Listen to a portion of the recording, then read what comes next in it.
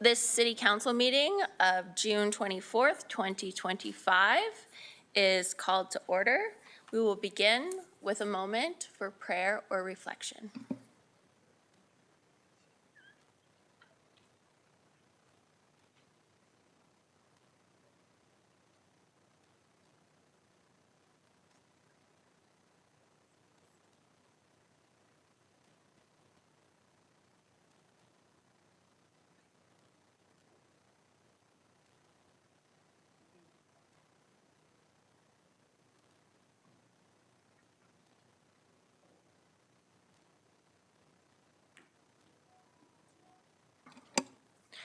The City of Medicine Hat acknowledges that we live and work on treaty territory.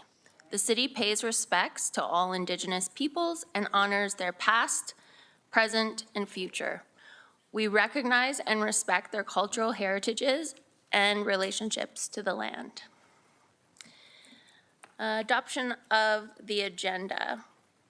Any additions? Seeing none, the agenda is adopted as presented. Is Councillor Dumanowski online? Okay. I don't think anyone knows Mayor Clark, and I haven't heard from him. Okay, thank you. So we have only a couple of items on our agenda today.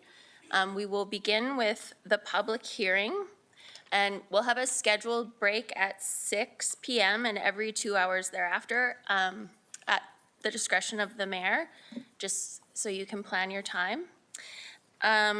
So at this point, I will call the public hearing for municipally controlled corporations to order. I will be the chair of this public hearing.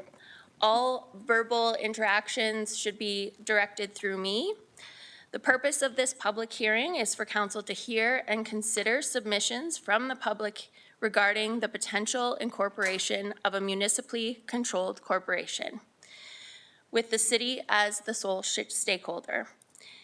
That would operate, the sole stakeholder that would operate the city's electric generation, electric distribution, and gas distribution business units, and supporting the energy marketing and business analysis function.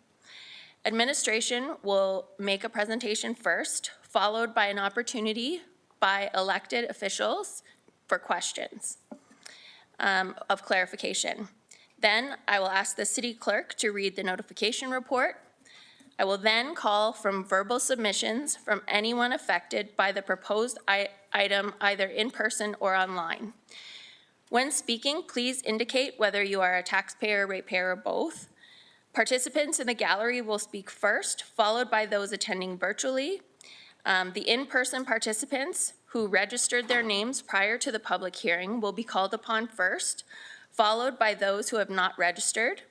If you are attending virtually, you must use the raise hand feature to indicate your request to speak during the appropriate submission period. The names of those who wish to speak online must be submitted to the mayor in the order in which the hands were raised, and that will be done by administration. Will submit those to me. All virtual participants will be muted until it is their turn to speak. When called upon, participants must have their camera on during their presentation. This will be the same process for each round of submissions. There will be 3 rounds of submissions.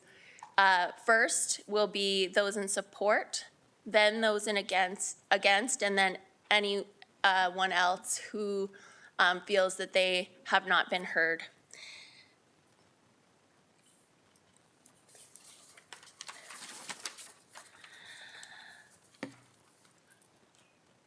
If any presenter is referring to a written document, including a map, photograph, or a report, a copy of those documents must be left with administrative staff, or if you're online, forwarded to clerk@medicinehat.ca for distribution.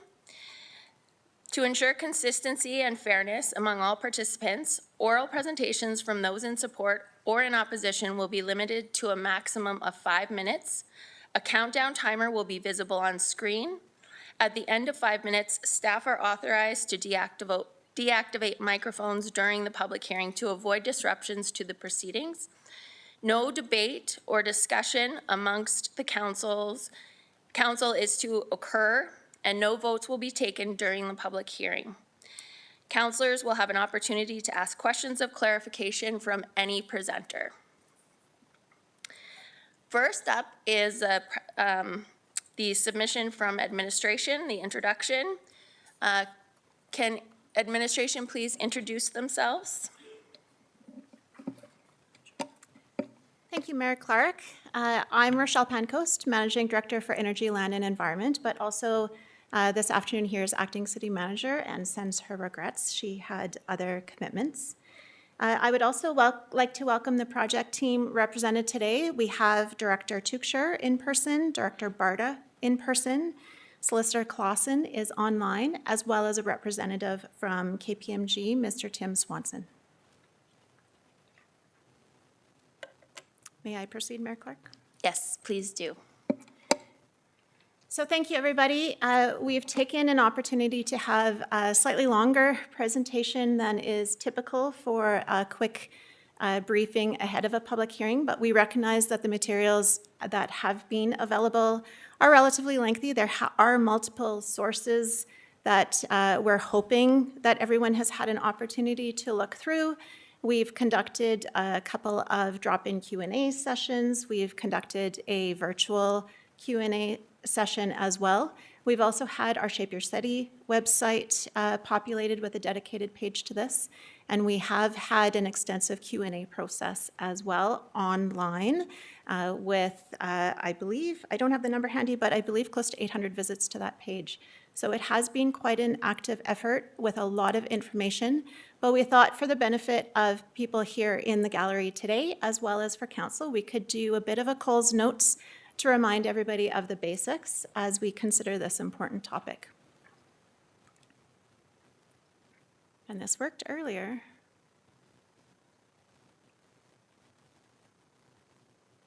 I think Steph's double checking. There we go. All right, thank you. So in terms of context as to how we arrived at this point, really this has been an ongoing question related to our business philosophy over the decades, but the most recent acute look at this came in 2023. Council was still relatively new at the time, but had already started asking questions about rate review and revisiting where we were at with energy rates.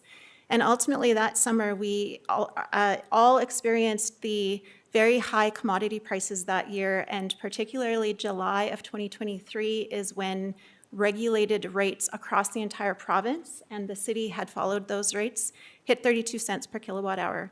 So that re-emphasized the desire from the public as well to revisit how we approached our energy business with respect to pricing of our products and how we approached it, particularly from a dividend perspective as well.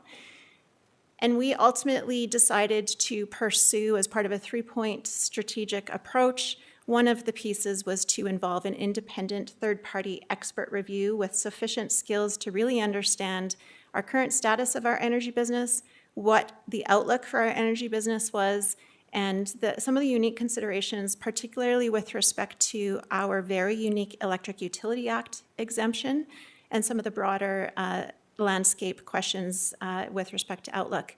The ask from staff to the third party was to confirm the overall strategic approach for best value to the community in light of that. We weren't intending to be prescriptive, but really wanted to open it up to identify how best to achieve the best value for the community out of the energy business. Steph, I might need your help again.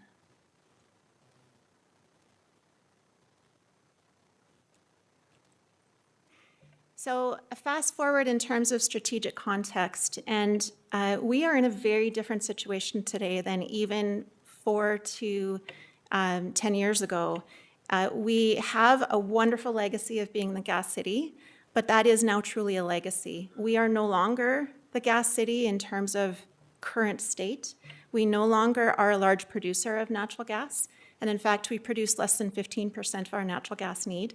And that shift has shifted us from having an abundance of a resource that provided significant prosperity to the city in the form of revenues and sales that also happen to benefit our municipal service side, to instead, we now face significant abandonment and reclamation costs tied to the natural gas production business.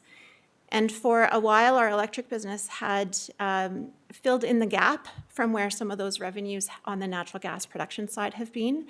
But overall, regulatory pressures, particularly with respect to compliance requirements and on the carbon compliance side, has really shifted the outlook for those businesses.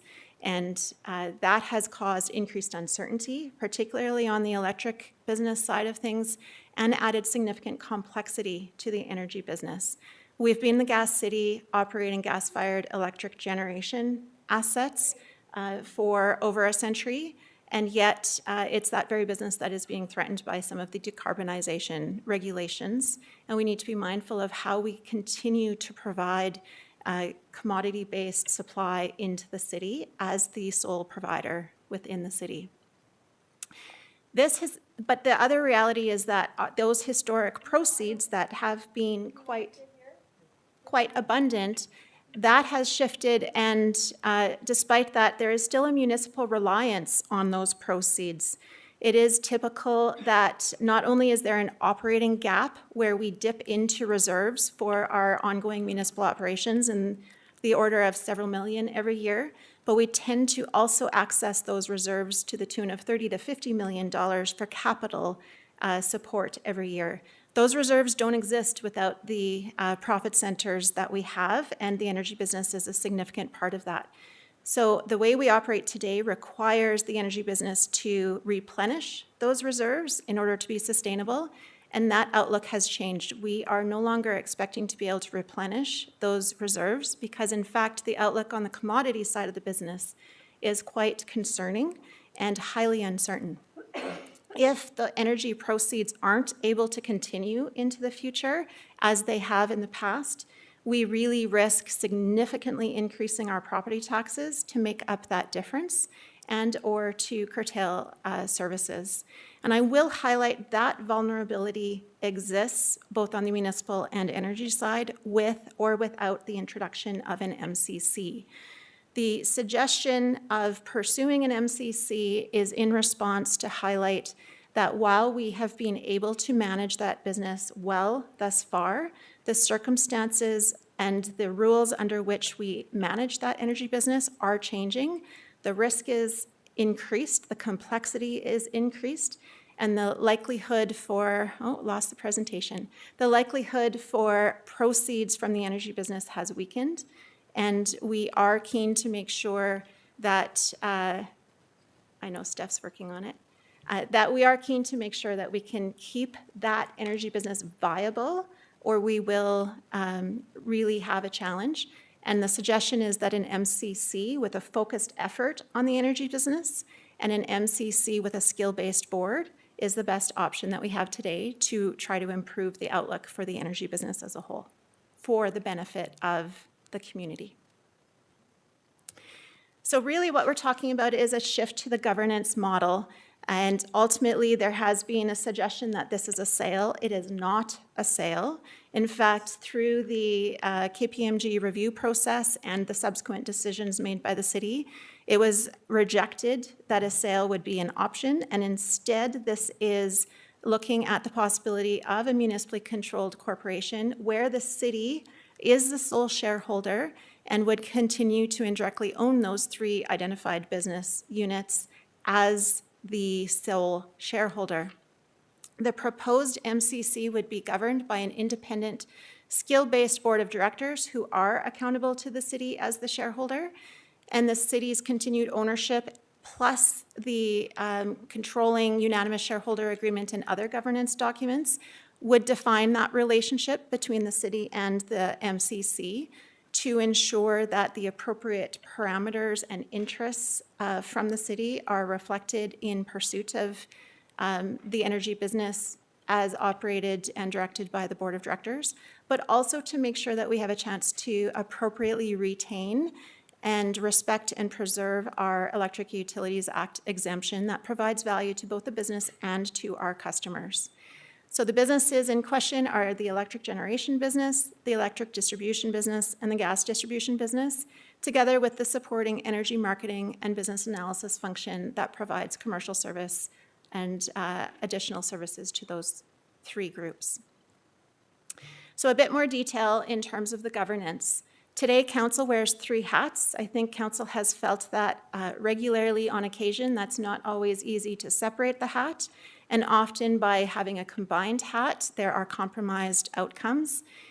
Because council is being asked to reflect the best interests of the ratepayer in terms of being the regulator of rates, and those ratepayers expect reliable energy at a price they can afford. The typical representation of the community who expect to see municipal services in return for their property taxes, and for the business which must succeed in order to deliver proceeds back to the city. The city has invested assets into that business, and the expectation is a return on those assets. And the approach under an MCC is really suggesting that governance shifts to have 3 separate hats with appropriate checks and balances between those 3 hats. So there would be separate decision-making bodies for each of those 3 areas. The ratepayers would be represented by a rate review committee who essentially would become the regulator of our local rates as a delegated function from council. Their MCC or the Municipally Controlled Corporation Board would be the decision maker for the energy business.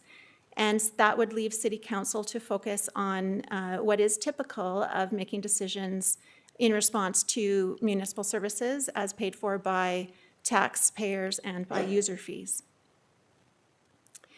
So a bit more on the decision makers themselves. Up on the slide, we do have what we are looking at or have proposed for the MCC board and for the rate review committee. To be clear, each of these areas are independent from council with the exception of 2-member council participation on each. The MCC board is proposed to have 9 board members, 7 of them independent and 2 from council. The term is proposed to be staggered so that there isn't a wholesale change out at a time, that there is continuity across the board members, and that there would be up to 2 reappointments across each of the members so that they have a maximum of 9 years. That also allows for refreshing of the skill set and thought process onto the board from time to time. And the desired skills are the utility business experience, commodity markets and risk, environmental regulations, utility regulations, project management and engineering, business strategy, accounting, legal, and corporate finance. So I'll take a second to highlight that those skills that are very typical to run an energy business are today represented by who you see here, and for any future councils, it is the result of the election process, and we aren't necessarily able to confirm or determine proactively that this set of individuals across this horseshoe would have the appropriate mix of skills to appropriately run an energy business. So it is that element that we're looking to shift, but as well, by luck of the draw of the electorate, as an example, this council also had the majority of council members change out last term. So there was a significant education process to try to drive that business continuity for our decision makers, which today is council. This instead would have continuity built in through the reappointment process, the staggered term, and the refreshed term from time to time. The other side of the slide is really the rate review committee, and this would be intended as the regulator for local rates on behalf of council, again from independent members with technical skill set in order to really understand what they're looking at, because they would be reviewing the rates as proposed by the MCC. So really, we're wanting this to be a watchdog with the interests of the ratepayer in mind. So in order to be an appropriate watchdog, they need to have the skills to know what they're looking at, and they need to be comfortable with what modern industry practices are with respect to regulated approaches and public engagement processes. So this would have 5 technical members plus 2 council members to make sure that the interests of the community are reflected in the rate review committee, as well as 1 non-voting community observer. And the intent there is to make sure that there's opportunity for the general public to get a look behind the scenes and to gain comfort of the credibility of the process. The tenure, again, is staggered terms for the same continuity interests and a maximum of 6 years in that case. And the desired skills are noted there, but the typical skills you would look for in a watchdog of accounting and finance, regulatory processes, understanding energy commodity markets, utilities, and engineering. And again, really fit for purpose, skill-based decision-making so that the appropriate mandates are being reflected for an MCC board to focus on the energy business and a rate review committee to focus on the interests of the ratepayers. Importantly, checks and balances are a key function of this governance shift. I'll start with the MCC. That board would be dedicated to operate the business, to recommend rates but not dictate rates that would need to be reviewed and approved by the rate review committee. The MCC would be securing financing and investing in infrastructure and do so independently without having to tap into the city's reserves on a go-forward basis. The MCC board would be responsible to report back to the city as the shareholder and to provide dividends back to the city as the shareholder. The rate review committee is the regulator and would approve the proposed rates after review, edit, and hearing from the public. That could include rate riders, both positive and negative, and rate rider can have a negative connotation, but that's really just a true-up based on estimates. Again, that could be positive or negative. There would be rate-setting transparency to a greater extent than what we have today through our public hearing process. Because today we have up to the 5-minute public hearing process, the proposal is to, under this structure, is to emulate more of what we see at the Alberta Utilities Commission, who is the regulator for the province-wide approach, where there could be opportunity for written submissions, standing, and more of an active participant approach to those hearings, which also does imply then that there is enhanced public engagement opportunity. That leaves City Council to really also have their interest as the owner and shareholder to appoint the MCC Board of Directors, to appoint the Rate Review Committee members and delegate the rate-setting authority to that group, and to receive dividends from the business. But that's not all that the city has control over, as of course, these are the city's assets, and there is a desire to make sure that the MCC is meeting the necessary objectives. So the city's rights and authorities with respect to the MCC, in a summarized version here, they would approve the unanimous shareholder agreement, which is the governing document for the MCC, the general bylaw, which also helps to identify borrowing limits and others. They would set the MCC directors in terms of the number, approval, and removal. They would receive dividends from the MCC in accordance with the dividend bylaw, as well as review MCC financial risk and performance reports. Also, through an annual shareholder meeting, a meeting between the city and the MCC, they would approve financial statements, appoint an auditor, and more. They would have an opportunity to submit shareholder proposals to the MCC, and if ever there is a desire to unwind the MCC, they are able to do that, and in so doing, receive the remaining assets from the MCC. So again, I will highlight the Rate Review Committee is not a requirement. Council could continue being the rate regulator, but we are proposing to add an increased level of rigor with cost and some time to do that. But we felt it was important to do that to ensure that there is a viable and credible watchdog to approve those rates when the MCC is otherwise relatively independent and approving them for approval. We do, based on the existence of a skill-based regulator, expect to see rates continue similar to as is, and otherwise to be consistent with the current and best industry practices. As well for the average customer and any customer currently receiving a single utility bill from the city today, that practice would continue under this model. So the question is, why proceed? It will cost money to do this. It will cost a one-time fee as well as ongoing transition costs in order to move forward. They are listed there. The one-time is the $4 million for an MCC and ongoing transition of $2.1 million. And for the rate review committee, $25,000 one-time and $186,000 ongoing. And ultimately, that is assumed that sometimes you need to spend money in order to make money. The challenge is it's really easy to quantify. Please come to order. We're going to try and just keep our comments to ourselves, but when we are ready to hear speakers, you will be welcome to come and speak to council. Thank you.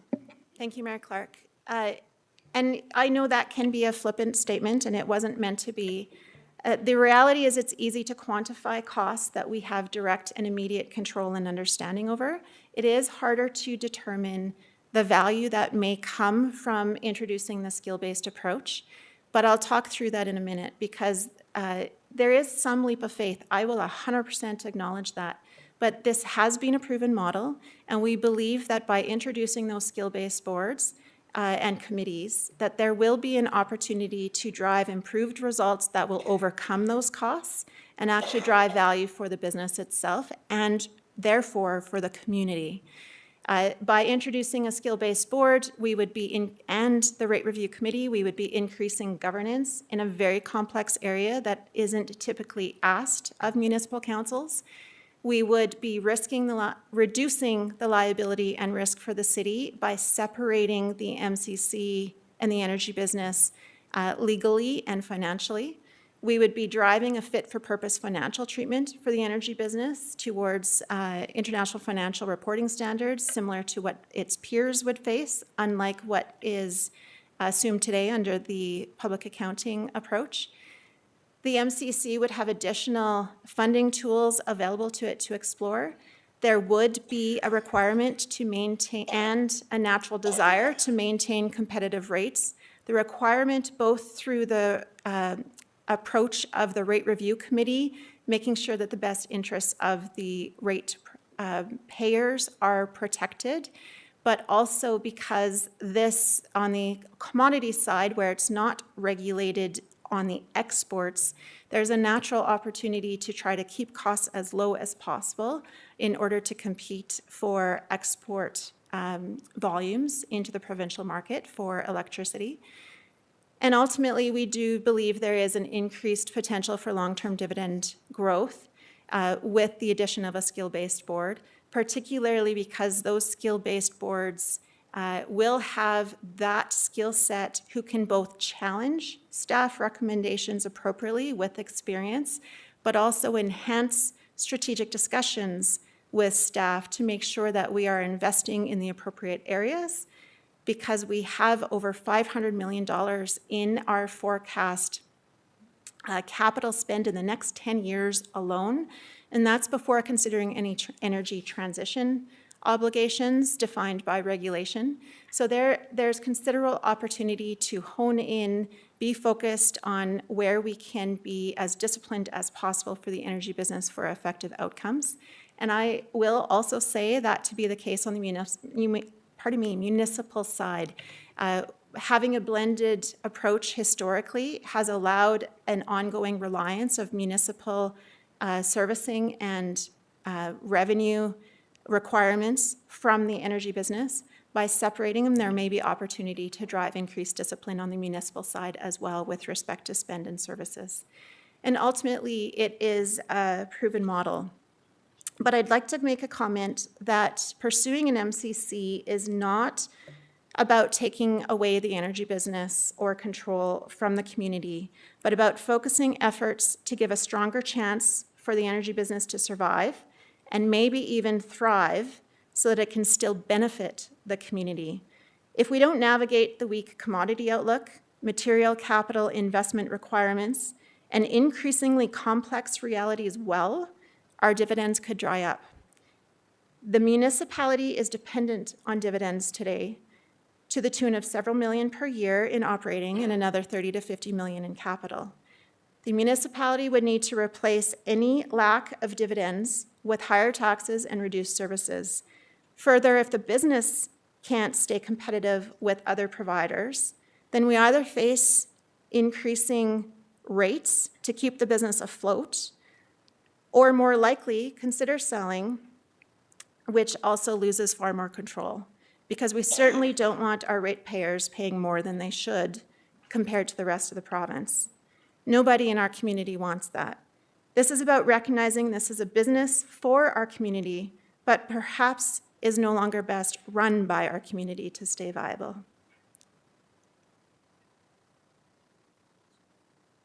Next slide, Steph. So the recommendation before council tonight, and for which public are certainly would like to provide comment on, I've provided a summary here because I think it is pretty well a full page long. The resolution is presented in the materials, but ultimately it is proposing that we incorporate the MCC, establish terms of reference for the rate review committee, that we go ahead and ask staff to prepare a draft unanimous shareholder agreement and draft bylaw amendments for council's subsequent consideration, that staff prepare any other agreements and seek any regulatory approvals, and otherwise also asking council to approve the implementation budget for each of the municipally controlled corporation and rate review committee, and otherwise for staff to do all things necessary and advisable to implement an MCC. But I will remind us all how we arrived here. It has been a longer process than many in the community may believe. We have gone through a stage gate process, and even if council gets to a decision on this item tonight or shortly thereafter, good yes or no, there will be more work to do. We will, if it's a yes, it is believed to be roughly a year to implement, get to a position of being live for an MCC and rate review committee. And if it's a no, our challenges certainly haven't gone away, and we have more work to do to figure out what that might look like. We are concerned about our outlook, about the lack of forecast dividends, and how we address that, recognizing we already have a municipal operating gap and declining reserves, and the current outlook is not sustainable. So either way, we will have more work to do, but the ask tonight is to consider the public hearing, hear from the public, and then for council to consider staff's recommended resolution. Thank you. Any questions for staff?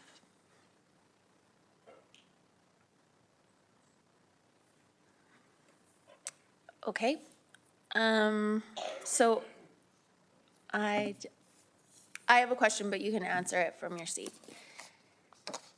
So to summarize, your view is that by having a skill-based board, our outlook will improve for the energy business. Yes, Mayor Clark, not just for the energy business, but those proceeds do come back to the city, so therefore for the community as well. Okay. We're going to start with the presentations. I'm going to ask the city clerk to please give her report. Thank you, Your Worship. Public notices were published in the Medicine Hat News on June 7th and June 14th, respectively. 3 written submissions were received and are included here within. The submissions were received from Big Marble Farms, Medicine Hat Utilities Ratepayer Association, and Dr. Ken Sauer. Late submissions were received as well from Pauline Bateman, an additional submission from the Medicine Hat Utility Ratepayers Association, and the Southeast Alberta Chamber of Commerce. Hard copies have been distributed to council regarding the late submissions. So council does have the opportunity to include the late submissions for consideration in the public hearing, and someone will have to make a motion to that effect if that is what you wish to do. A draft wording for that motion, it is on page 2 of the council recommendations. Mayor Clark, I can make that motion. Thank you. I move the council accepts the late submissions received from contributors regarding the public hearing for a municipally controlled corporation to be included in the official corporate record. Second. Thank you. Any discussion? Seeing none, we'll vote on that motion.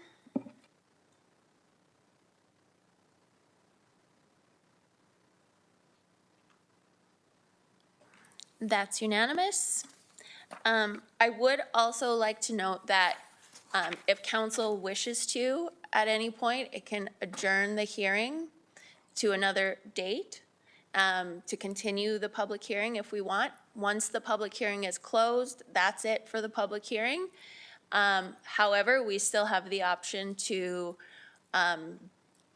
postpone making any decision based on the public hearing or amending the recommendations. So just wanted to throw that out there so we know what our options are.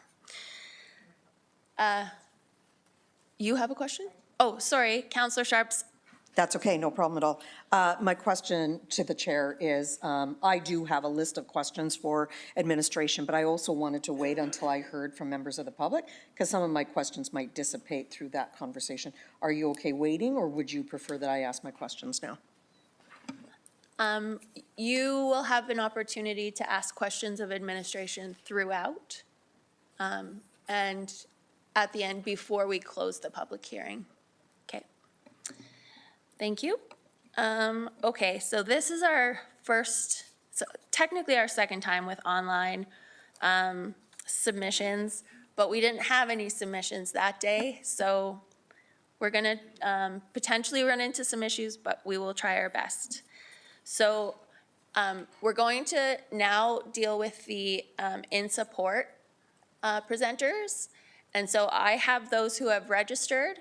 Anyone who has not registered, I will call upon after we go through the individuals that are in the gallery. So I sincerely apologize if I butcher anyone's name. Gary Niraforuk. Okay, come on down. And then next up will be Chris Samaraj, and thirdly will be Phil Turnbull.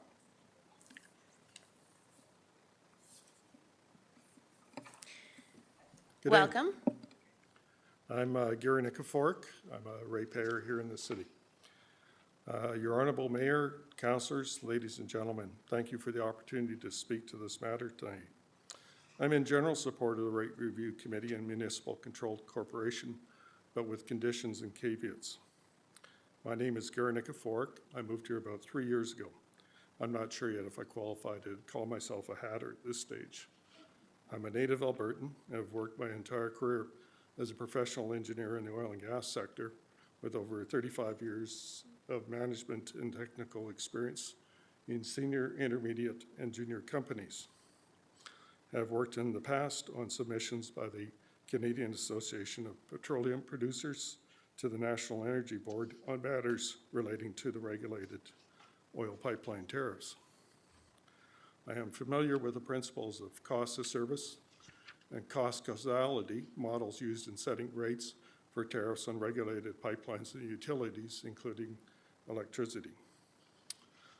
Rate of Review Committee comments. A starting point for discussions on power rates is comparing what other Albertans are paying. I did a little work to see what the residential rates for power in Lethbridge are, which owns and operates a distribution grid connected to the Alberta Power Grid. The Lethbridge utility people were kind enough to refer me to a website operated by the Utilities Consumer Advocate. Their webpage is ucahelps.ca. And on it, you will find different electricity plans are offered by retailers throughout the province. There's well over 40 of them if you want to look it up. I went to the site and entered in Lethbridge as a location. There's a drop-down form and you can just interact with it, ask what you want in terms of the services that you're looking for. So I plugged in a one-year variable rate contract for a residential customer. And what I did is I took a look and I looked at my March 2025 utility bill for comparison to see what was on that website for comparison, to compare the rates to Lethbridge, to a Lethbridge resident. And what I found is that the city's all-in electricity rates worked out to about 17 cents per kilometer hour. The lowest rate I could find for retailers in Lethbridge using their March 2025 data on a per kilowatt hour basis was about 25 cents on that website. So I think it just demonstrates one data point suggesting that our residential rates here in Medicine Hat are, competitive in relation to Lethbridge, and a starting point of sorts for discussions on rates. I was in the audience along with many others here when Council on October 16th, 2023 established the best of market residential electricity rate structure in response to province-wide increases in electricity costs. I did not observe at that point in time consideration of cost of service or causality in the public discussion and development of the current residential rates. These are, typically processes that are used by utilities to set tariffs and rates. Rather, it appeared to be, I'll call it an informal, market-driven or negotiated approach, and that's fine. You see those types of discussions take place in pipelines as well, so it's not unusual to see that take place. But I do question if that market-driven approach is durable for electricity, particularly given the pressures that we're seeing from the regulation side in particular. The revenue requirements for ongoing sustainability of the city's power utility must account for many things, including natural gas price changes, normal course repairs and maintenance of existing assets, export sales revenues, along with necessary capital upgrades, which in my view are not properly reflected in the current rate structure. The challenge is the current best of market pricing used by the city is based off of the Alberta market pricing for assets and operations that the city does not have.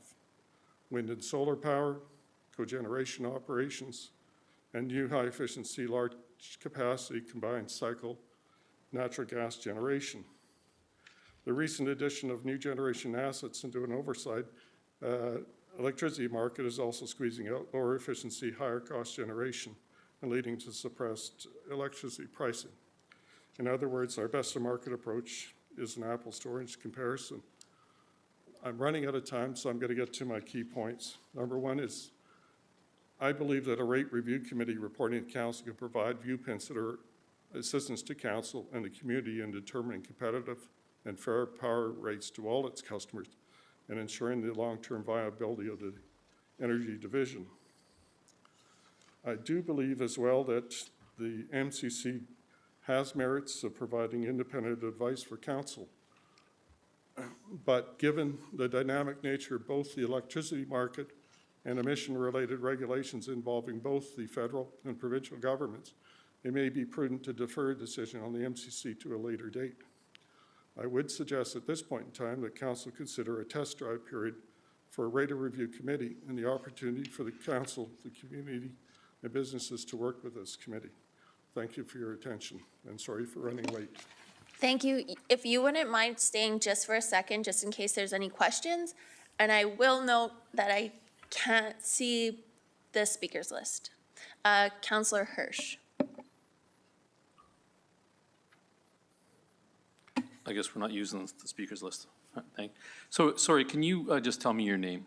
Gary Nikifork, Gary Nikifor. Thank you.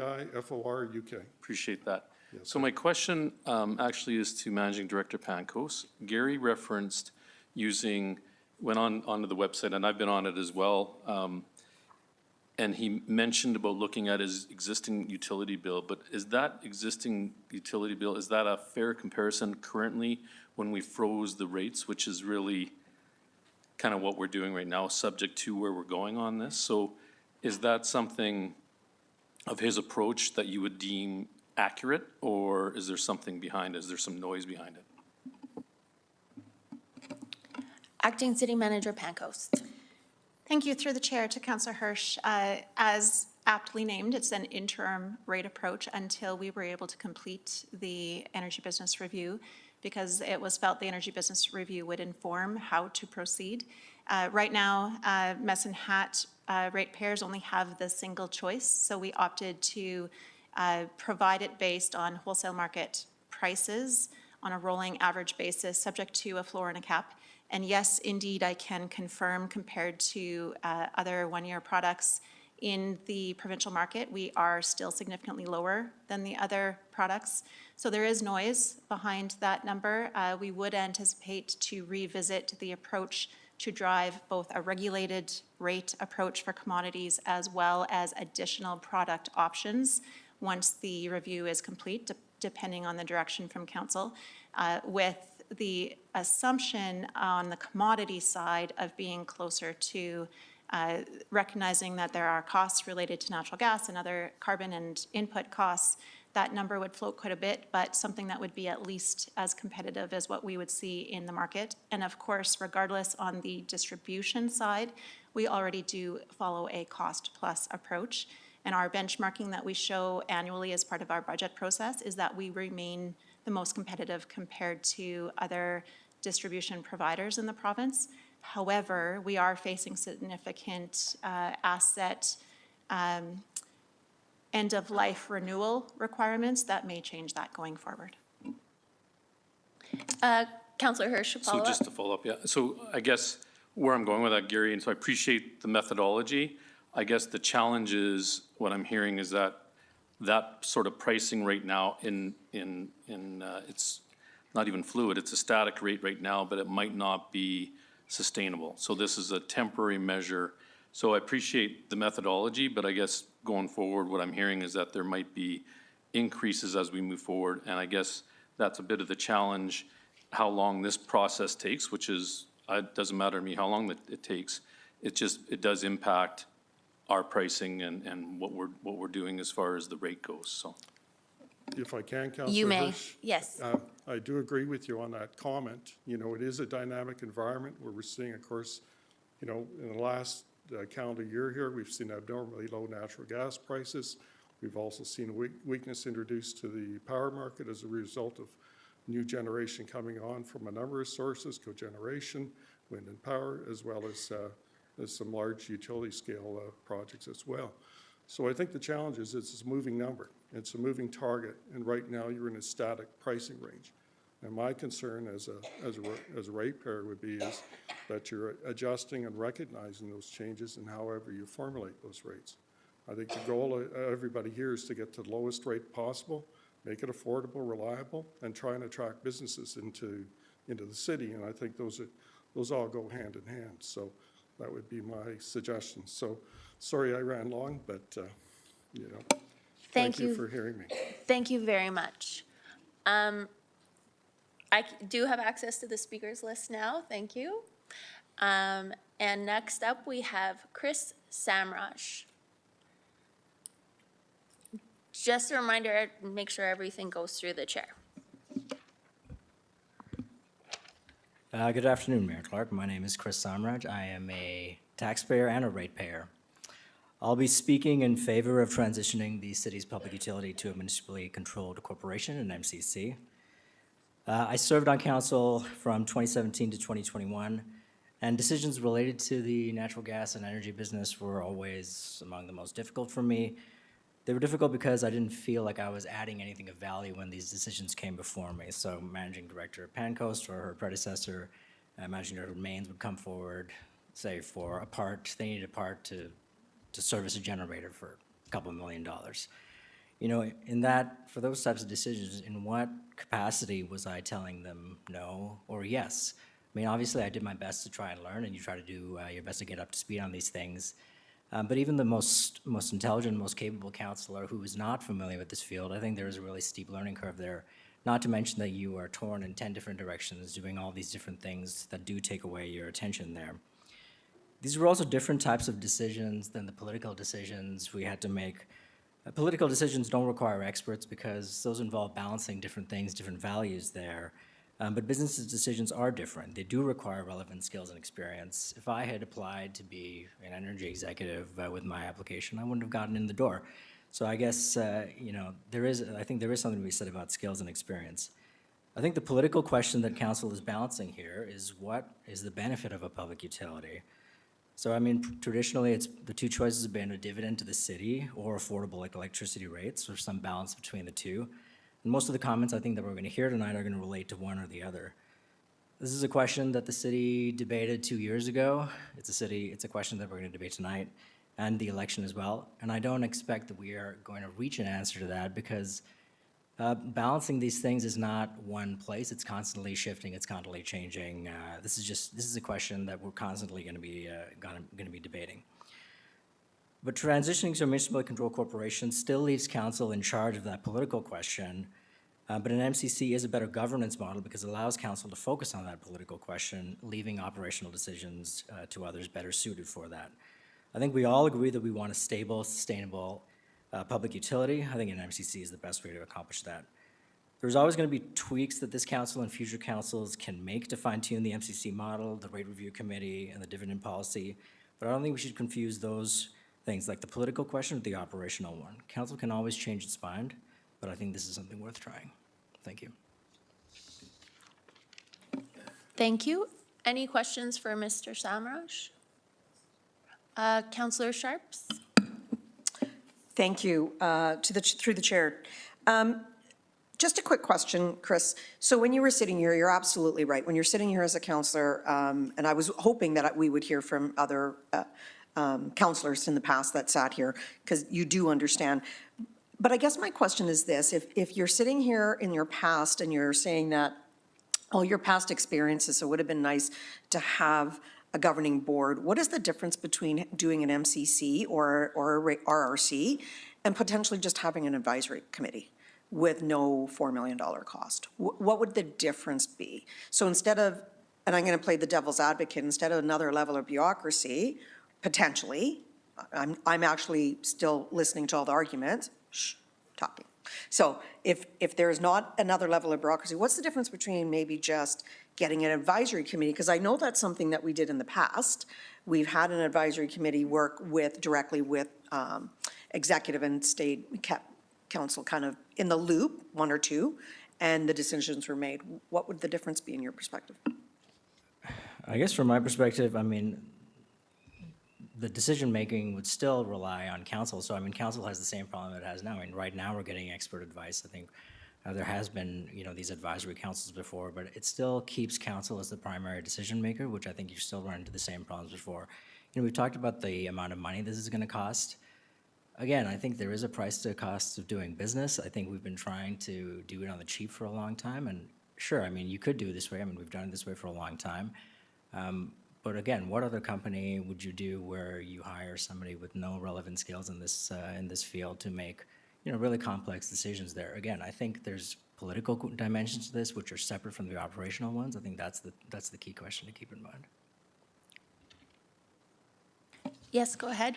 Thank you, Mayor Clark. My follow-up is actually for City Solicitor Bullock then, through the chair. So if council, in essence, so we don't have primary responsibility, are we saying we have no accountability any longer?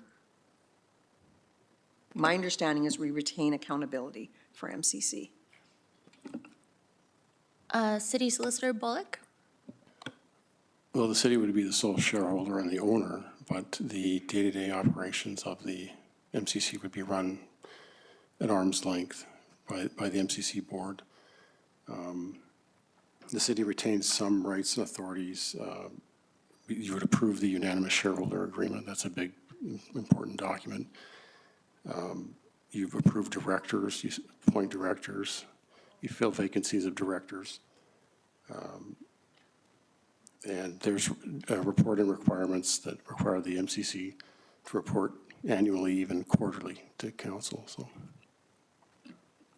So yes, I'm still accountable. I just want to make sure I'm clear on my responsibilities. If this transpires in this term, I would still be accountable as a city councillor to that MCC, or ultimately.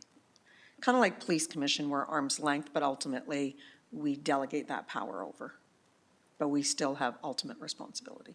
Or is it just like police commission where we just give them a bag of cash and tell them to go away?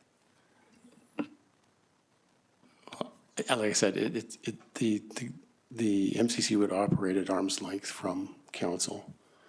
Your role would be a lot more limited as a council member. You're not making the day-to-day decisions of the corporation. If I may, just shouting is not appropriate. If I may try and reframe it, what is the purpose of the reporting to council?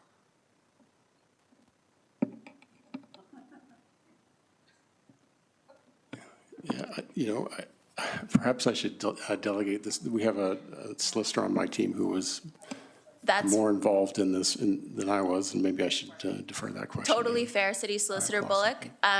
And I didn't catch that either. Matt Klassen, who is on the project team from our City Solicitor Department, is online. Matt, can you weigh in, please? Certainly, thank you. Through the chair to Mayor Clark and to Councillor Sharps, the purpose of the reports to council is to allow council to monitor the performance of the municipally controlled corporation and to make shareholder-related decisions regarding the municipally controlled corporation. So while the day-to-day management and operation of the business and affairs of the corporation would be with the directors and their management team, the officers and the employees, council would retain that oversight and so accountability, if you will, in the sense that, as City Solicitor Bullock mentioned, council would have an opportunity to replace the board or to tweak governance documents as appropriate, depending on circumstances as they arose. Acting City Manager Pankos, were you hoping to weigh in on this one? Thank you, Mayor Clark. I was just going to suggest that Solicitor Klassen weigh in. Thank you. Follow up? Okay. No, you don't want to speak? You're good? Oh, okay. Go ahead, Councillor Knodel. Thank you, Mayor Clark. So I'm just, for my own understanding, hoping to paraphrase the question and answer that Councillor Sharps just asked. And then after that, I just have a question that isn't directly for Chris, but is inspired by his comments. So I'm just hoping that Solicitor Klassen or Matt Klassen would be able to respond to this through the chair first. So our accountability would be in the contractual obligations that we define in the USA, if I'm not mistaken. So we would not necessarily be responsible for the day-to-day success of the organization or the corporation, but we would make decisions if, for example, we have our pound and rescue organization is going through a transition. We get to make decisions about the outcome after the results of the business functioning on the day-to-day have happened over time. We can look at it and go, is this in alignment with what we decided on paper in our agreement? Am I tracking with that? Yes, thank you. Through the chair to Councillor Knodel, you are. The directors and officers of the corporation have a statutory obligation to act with a view to the best interests of the corporation, but they can also consider the interests of the city as the sole shareholder. And that's where the city really, as the sole shareholder, the city has an opportunity to exert some influence on the operations of the MCC through the governance documents like the general bylaw, the articles of incorporation, and the unanimous shareholder agreement. Those would cover things like the name of the business, but also the share structure, restrictions on share transfers, the permissible business activities, like the energy business. And restrictions on asset transfers and things like that. And so council in its role as shareholder receiving reports on service, on risk, on finance would have oversight and so an opportunity to hold the municipally controlled corporation directors and officers accountable for operating within the mandates and the purviews that council sets through these governance documents. And there'll be, as City Solicitor Bullock mentioned, there would be quarterly and annually reports to council. Follow up, if you don't mind. Go ahead. Thank you. Through Mayor Clark to Mr. Clausen, appreciate that very much. And that, as Chris mentioned, allows us to separate the political role from the business responsibilities. So I think that clarifies it for me, so thank you. In the USA, or which agreement, which contract would define who has authority over if the energy business was sold? So for example, if council today in this position could decide if this structure maintains public ownership or not. After we go through the process of writing these contracts or these agreements, who is the authority over that decision? There are a few different sources of authority at play, ultimately coming back to City Council as the decision maker. Under the Business Corporation Act, if the municipally controlled corporation wanted to sell all or substantially all of the assets or undertaking of the corporation, that would require council approval as the sole shareholder. But in addition to that, through the unanimous shareholder agreement, there will be stipulated restrictions requiring council approval, even for asset dispositions in excess of X amount or X percentage. It's still to be determined. And then under the Municipal Government Act and the Municipally Controlled Corporation Regulation, any sale of the business would constitute a material change, and so City Council would have an obligation to go through a public engagement process, including public advertisement of the proposed material change, then giving the public an opportunity to make representations to council on the proposed material change. Then council would summarize that feedback from the public into a report and submit it to the municipally controlled corporation. And then the unanimous shareholder agreement will put some fence posts around what the expectation is in terms of how the corporation will respond to the feedback from the public. This should be my last one.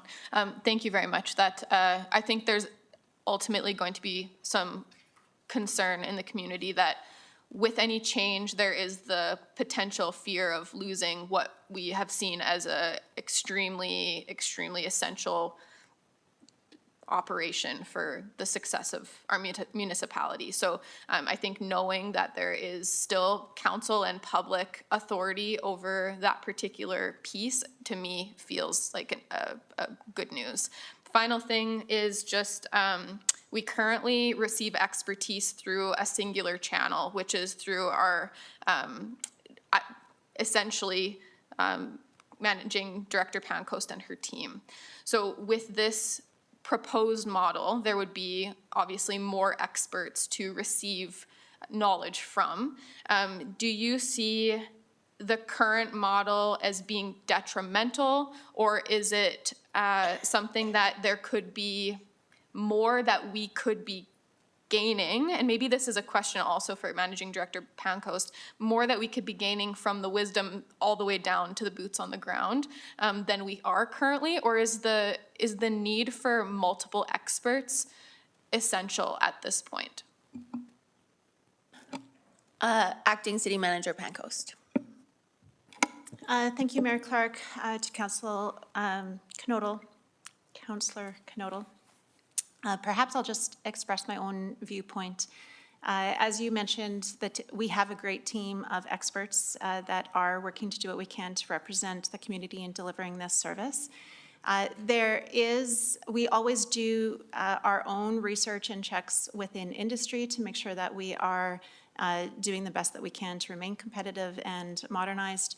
But I would say, although some cases it would be intimidating or frustrating to have someone check your work with rigor, that drives significant value to have someone truly have skill-based assessment of checking your work and making sure it's the right answer, but also, as alluded to earlier, to be able to have that strategic value-add conversation. Have we missed an opportunity that we're not thinking of, or have we thought about a particular angle towards how we're planning for the next investment opportunity, whether it's a substation and trying to manage long lead times of 5 to 7 years for a transformer, or even a gas-fired engine we're hearing these days is closer to the similar 5 to 7 years. How do we manage those types of risks when we'd love to attract investment opportunities for the benefit of the community, but that requires significant cash outlay today? How do we think about that in mixed of carbon regulations, et cetera? So having additional experience with skill-based people around the table to not just critique and assess the validity of the recommendations and the work, but to be your partner in driving strategic solutions and value add would be very welcomed from my perspective. Thank you. Councillor McGrogan, I see your name. Is your question for Councillor Samaraj? Okay, Councillor Samaraj, you can sit down. Thank you. Councillor McGrogan.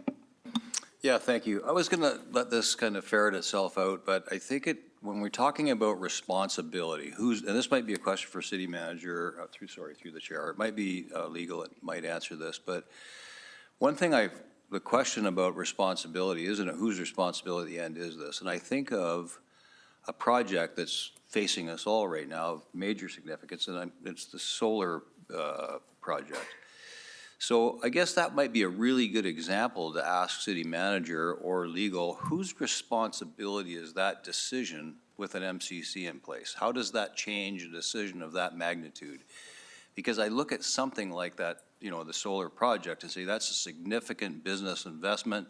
It'll have significant effect on our business either way, good, bad, whatever. Where does that decision lie, and where does, I guess the guardrails, and then ultimately, is it council? Is it just the MCC that says, this is our domain now? So I'm wondering if someone could explain that. Acting City Manager Pancoast. Thank you, Mayor Clark. And I may turn this to Solicitor Clausen. And ultimately, I believe it depends on where City Council lands on the terms within the unanimous shareholder agreement as to what constitutes a material change, material investment. In my view, that would be normal course of business, trying to determine how best to deliver the service as mandated by an MCC at the lowest cost, best value for the community. But ultimately, there may be some wiggle room. I'll turn it over to Solicitor Clausen to expand further. Thank you. Solicitor Clausen. Thank you, through the chair, to Councillor McGrogan. Acting City Manager Pancoast put it really well. It will just depend on the decision council makes and ultimately the contents of the governance documents. So council can, as sole shareholder, council has the ability through, especially the unanimous shareholder agreement, to restrict the power of the directors to manage or supervise the management of the affairs of the corporation, and to take some of those decisions back to itself, at least for approval, recognizing that there needs to be a balance under the Municipal Government Act. There is a requirement under the Municipally Controlled Corporation Regulation that the corporation, if established, is operationally independent. And so respecting that separation, council, though, still can give itself some influence and even approval authority over certain key decisions. And that might be one that council decides is important and would like to have come back to. It just depends. Just to follow up then, so what I think I'm hearing is that we set the rules around what an MCC would and wouldn't do. And I guess I think a police commission. We say, here's the bag of money, chief. You decide what units will make our community the safest. I almost viewed, maybe not so much now after hearing your response, that an MCC would be different, and it's, here's the bag of money, but come back to us with decisions that might be political. Is that kind of, and I know that's probably an unfair question, but that's kind of how I'm seeing this. Is there, it depends on how we say, I know depends is always the answer, but how does it affect at the end of the day where we set the rules and the guidelines. That's all the work that has to be done up front. Is that correct? Or can it be adjusted as we go, you know, as you see the loopholes or the issues or the problems? No, it's kind of a vague question, but I'd like to hear your thoughts on it. Solicitor Thank you Klassen? through, Oh, sorry, go oh, ahead. sorry, thank you through the chair to Councillor McGrogan. The parameters could be adjusted from time to time. But as you said, the bulk of the work would be done at the outset, and then, you know, as things play out, maybe there's some variables that came up that you know, changed what would make sense, and so there could be adjustments made to the governance documents. But ultimately, the municipally controlled corporation, if established, would have its own personnel, its own organizational structure, and its own finances and budget. But certain key decisions could be reserved to come back to council for approval because they're of a magnitude that council wants to be involved to ensure ongoing best value for the community. Thank you. Thank you. Next up is Phil Turnbull. Thank you, Mayor Clark, Council. Ladies and gentlemen, thank you for the opportunity to be here today.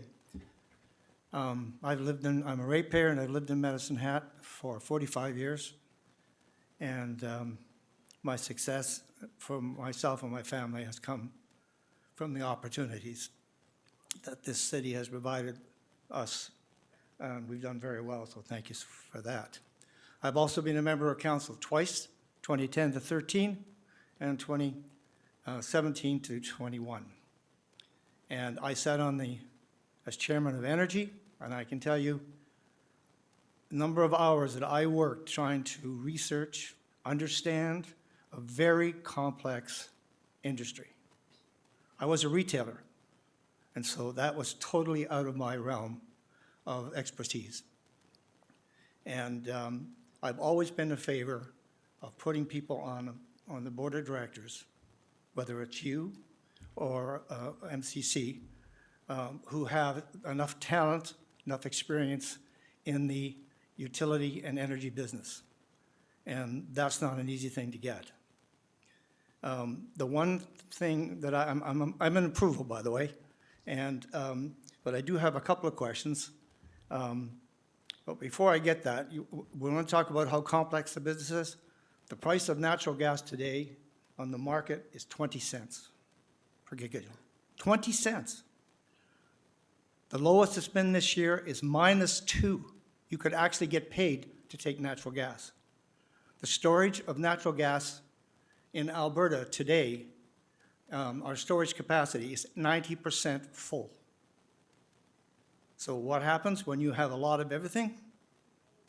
Price goes down. Exactly. And so that market is not something you can say, oh, I'll go to the bank and bet on it. You can't bet on this market. You need people who have a long strategic plan on going forward as to how you're going to operate your business. And it doesn't matter what kind of business it is. It doesn't matter whether it's private or public or for nonprofit. Every business must examine itself on a regular yearly basis. Why? Because greed and money affects decision-making. And what we have to do is get a situation, like I've heard some interesting comments here. You don't have to go to an MCC if you want just some accountability. Have a rate control committee right now. Somebody who you could hold accountable that understands when Ms. Pankos and her team bring forth and say, we need to have this rate. Based on what? How much does it cost to make a kilowatt of power? Show us your profit margins. Now we can make that decision at the rate committee. But the people on the rate committee also have to have experience as well. They can't just say, oh, sure, you want it, you can have it. Right? Because that's the system we had before. Oh, just raise the rates, you can make a lot more money. We made $180 million one year when I was on council. Easy. We'll just sock you guys, me as a utility, 13, 14 cents a kilowatt hour. Right? So you can't do that when you have to understand that you want your MCC to operate like any corporate business. You have to have profits, but you have to be in the business. You can't be way higher than everybody else in the market, nor can you be way lower than everybody else in the market, unless you've got really good cost control. So I'm in favor of, the two things I'd like to know is, one, I think it's very important, who is going to bring forth the candidates for you folks to approve for the board? What's the process by which you will pick those people? It can't be political. It can't be you, I'm sorry, folks, it can't be you that brings forth the name of somebody in town that you like, that you want to be on that board. Sorry, that's not the way it works. So I'd like to know what the process is. Are you using headhunters?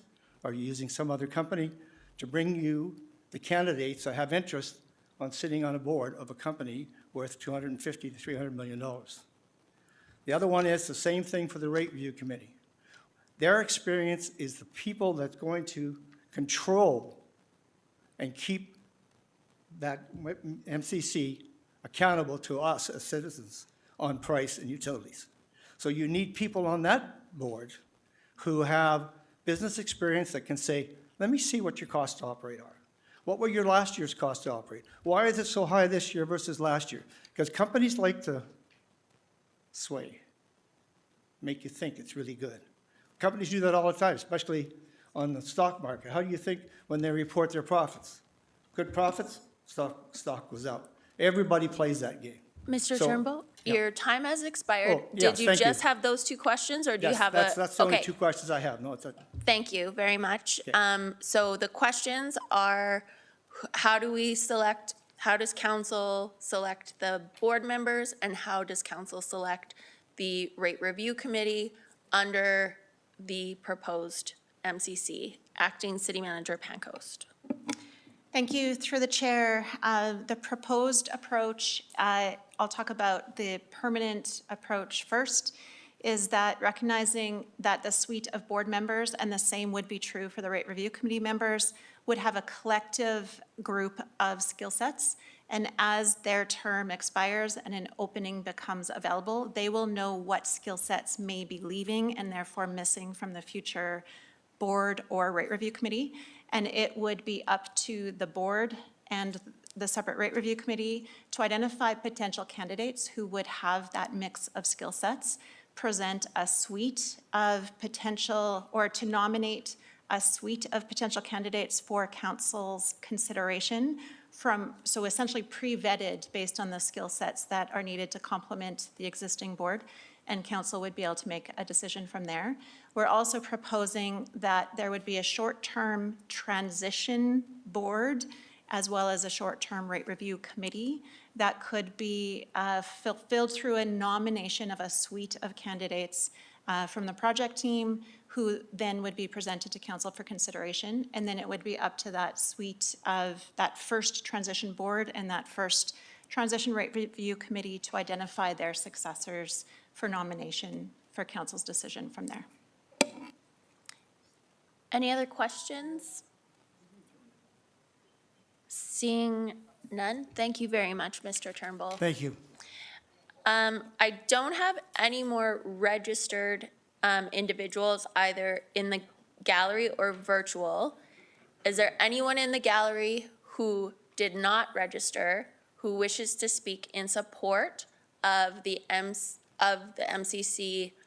And the rate review committee is a separate thing, but it's also included in this public hearing. Anyone virtually? No? Okay, yes, please come down if you wouldn't mind stating your name and spelling your last name.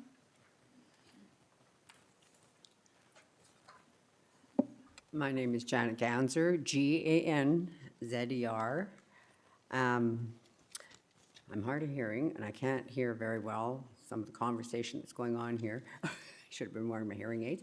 Anyway, I'm just going by the article that was presented in the newspaper, and my concern is the cost. And I was just breezing through the Chamber of Commerce handout, and there was a few comments about the initial transition costs and ongoing costs and the complexity of the transition, in addition to the long-term financial sustainability of the MCC.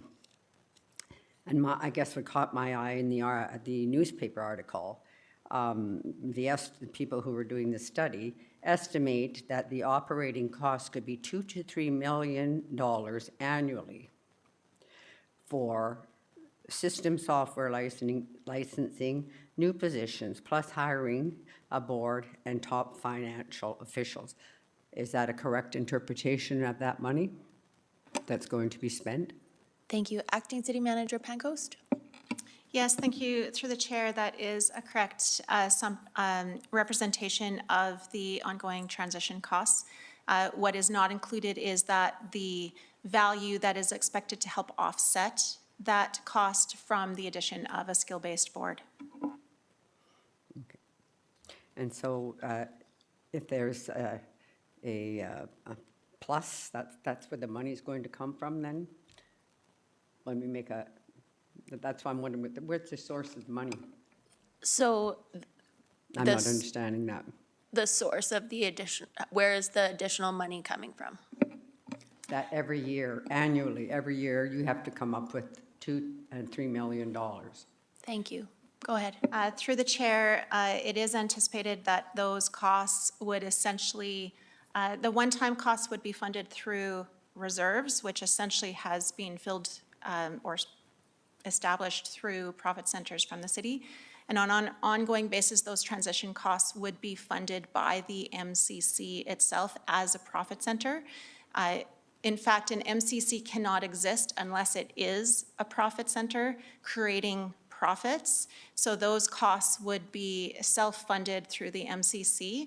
And the expectation is that those costs would be offset from added value from an MCC board, which would allow for greater rigor on cost control, as well as making sure that appropriate investment choices on new capital decisions are the right ones at the right time for the right reasons. So it's not quantified what the offsetting value would be, but it is expected there would be sufficient value there to offset those costs going forward. Okay. And the other question I had was, you were speaking about the rate review committee that would parallel Alberta's regulatory rate reviews. I have a little concern about that.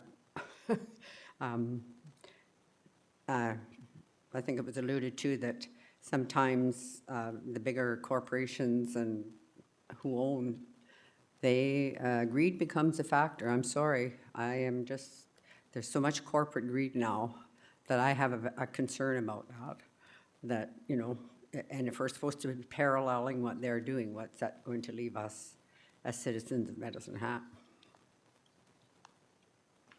Acting City Manager Pancoast?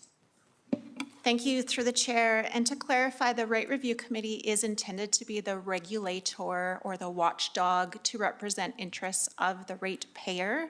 The MCC would exist to create, to run the business, provide the service, and generate profits that would come back to the city of Medicine Hat.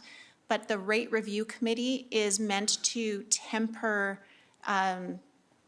concerns about greed or anything else, to make sure that whatever rates are proposed locally within the city of Medicine Hat's franchise area are appropriate for ratepayers and not high, that they're fully justified if they are proposed and ultimately approved by the regulator themselves, the rate review committee, as proposed. Okay.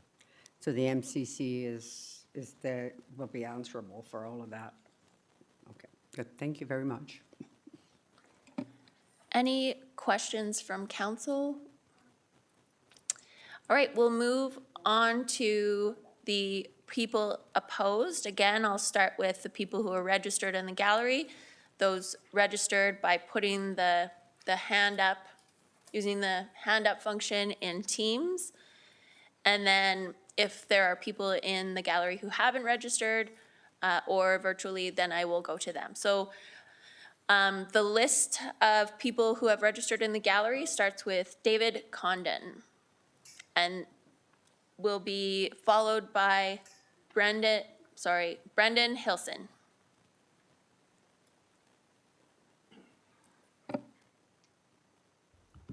Thank you, Mayor Clark, and members of council for the opportunity to speak. And I'd like to say that I offer my comments respectfully to council and to the members of staff and to the people in this room. But I am rising here as somebody who's opposed to the proposition of an MCC. It's a bit of a deja vu moment for me. I was here 16 years ago, almost to the day, where we were discussing, that time it was an Ernst & Young report. Now, I don't know if any of the members of council, I certainly don't think any members of council were on council then, but the fact that I guess there's been, in those 16 years, a large turnover of both city council and staff and of the electorate, maybe it is a good thing for democracy for us to be having this discussion again. That proposal at that time was soundly rejected after the discussions that happened in this room, because people recognized, I think, what the most important thing is in this discussion is that this is a publicly owned utility. It's owned by the people of this city. And while I would not accuse anybody, either on council or on staff or anybody else, that the goal somewhere down the road is privatization, I believe this opens the door for that at somewhere down the road. A municipally controlled corporation is a corporation. Corporations have legal obligations. They have the obligation to the shareholder, but one of the key obligations is to maximize profits. So, in other words, the more successful that corporation becomes, the more appealing it becomes to people who are looking to either sell it off or to buy portions of it. So I think there's a huge risk there. The other thing is in terms of the duplication. I believe we have a board of directors, and I'm looking at them right now. It's city council. We also have experts, and that's the staff that are directed by Acting City Manager Pancoast, that are experts. That's why they were hired. I believe council, whoever's sitting in those chairs after 2025 and in 2029, people have the ability to accept reports and advice from the experts and then make the political decisions that are necessary in the interests of the public. But again, I'd reiterate the most important thing is that it's publicly owned, and putting it at risk, I think, is a serious problem. This has been done before in other cities. EPCOR is a great example, and I used this example 16 years ago, that the fact that that city council made a decision to sell off assets because it was a profitable decision, and in making the best decision in terms of the corporation, they were acting as shareholders, not as elected city council who are acting in the best interests of the people they represent. Now, people much smarter than me can correct me if I'm wrong, either the city solicitors, but there is that legal obligation. So I think we don't need to duplicate what's already being done, which has been done really well in the 16 years since I stood here before in opposition to that Ernst & Young report. We've been doing just fine. Yeah, there's volatility in the market. That's not going to change. I know that's in the report and the presentation that the city has put forward. There's no guarantee it would change anyways. So I see no reason why we would do that. I think I've pretty much said all that I need to. But again, the Medicine Hat advantage is city ownership of its utilities. I think people should have, the city councilors should have faith in their abilities to make the right decisions based on the information they receive. Good public policy formulations about subject matter experts and decision makers. We have those. We don't need anything else. I think we can make do the way we are. I ask people to consider that. I ask the public to inform themselves as much as possible on this issue and understand that the public ownership of our utility is something that we have that almost no other place has. And putting it at risk, and again, I'm not accusing anybody of that being a goal, but putting it at risk with a decision like this is not something we should be considering at this time. Thank you. Thank you. Come to order. I have a question for you. Are you opposed to both the MCC and the rate review committee? Well, I've got to say, I thought it was a package. I suppose a rate review committee, I'd think about that a little bit more. The problem I have with, a previous speaker brought this up, that how people are appointed, how they get into those positions can be something that I think people would really question. How does somebody get on one of those boards?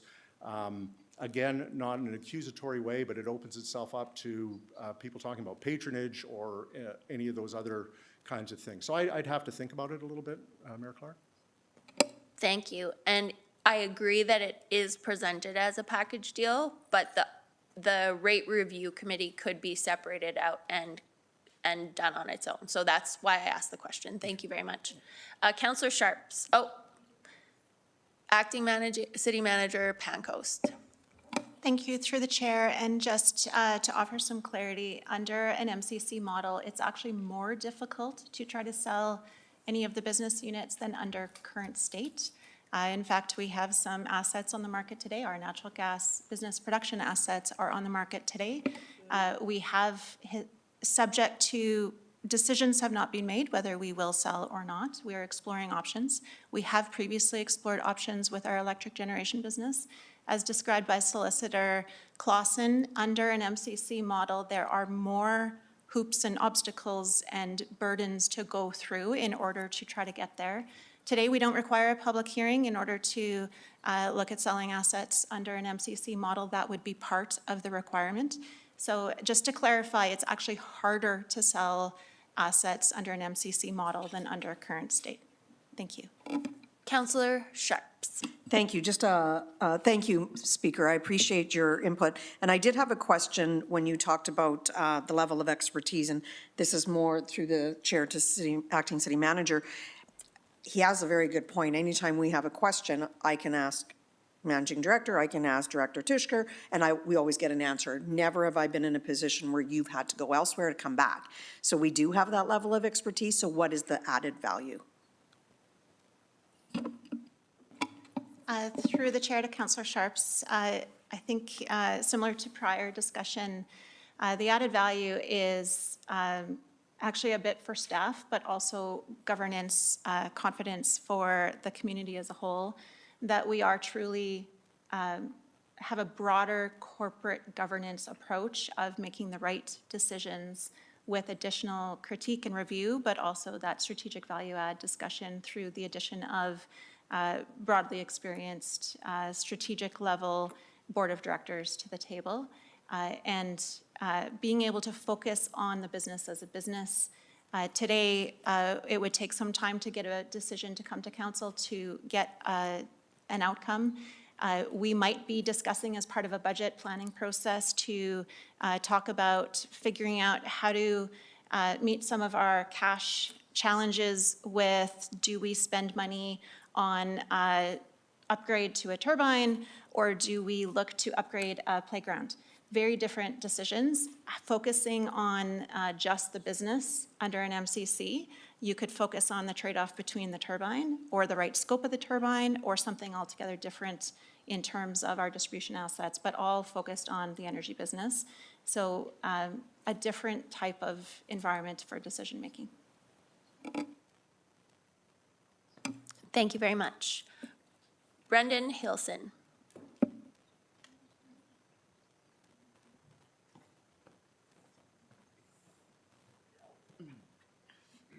Hi.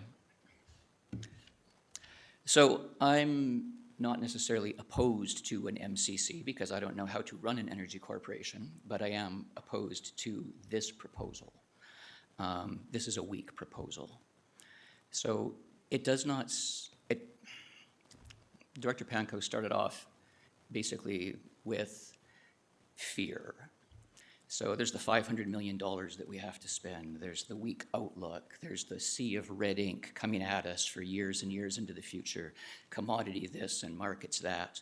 And so you have something to run from. And I sympathize with you because you don't know how to run an energy business either.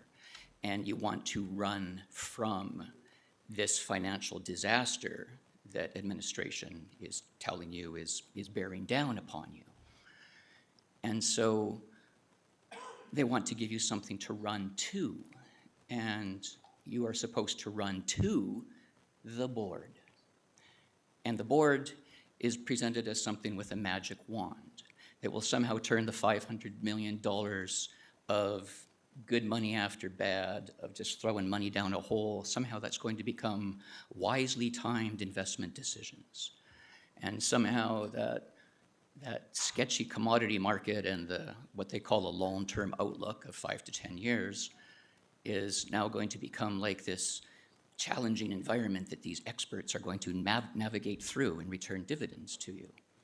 And that may happen, or it may not. So the ideal that Chris Samraj was looking at was an ideal, right? It would be great if we had this team of experts that somehow took what administration is telling you is a guaranteed future of losses, and with their expertise is going to turn it into dividends. And so now you've got something to run to, except what you're being told to run to is a fantasy. So there's sort of a financial aspect to this and a governance aspect. And of course, what you guys want to unload is your governance problem, because you don't know how to govern an energy business.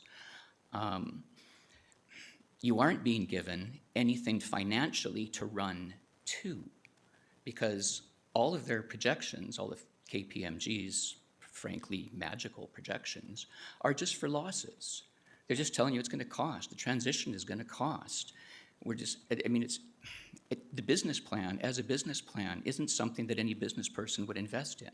It's frankly more like when your nephew just wants to get a truck and start his own painting business, and you're like, okay, I'll buy you the truck, I'll buy you the paint, I'll get you the ladders, I'll send you off, I'll give you $25 million worth of operating cash, and we'll see how you do, kid.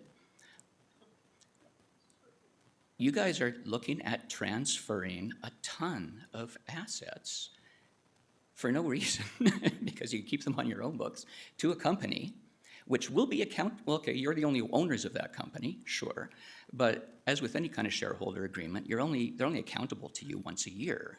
So they get to go out, take all your assets, do whatever they're gonna do, borrow money against those assets, and then you've got, once a year you got your AGM with them, where maybe you can,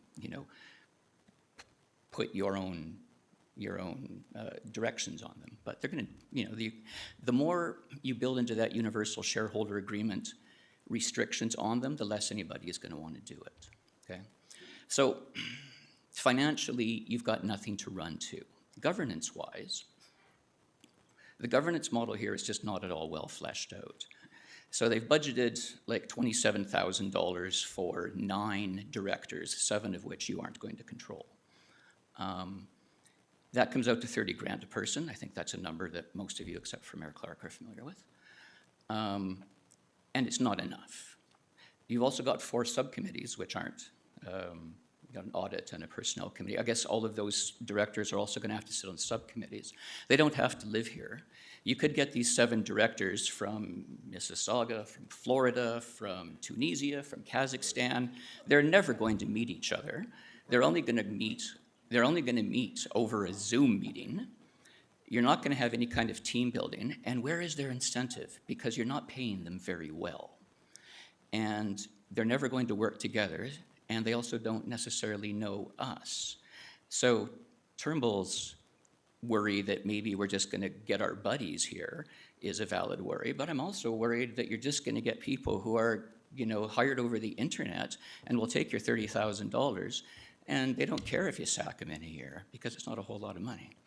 The Rate Review Committee is misrepresented by saying they represent us, because if that were true, a majority of their voting members would represent us.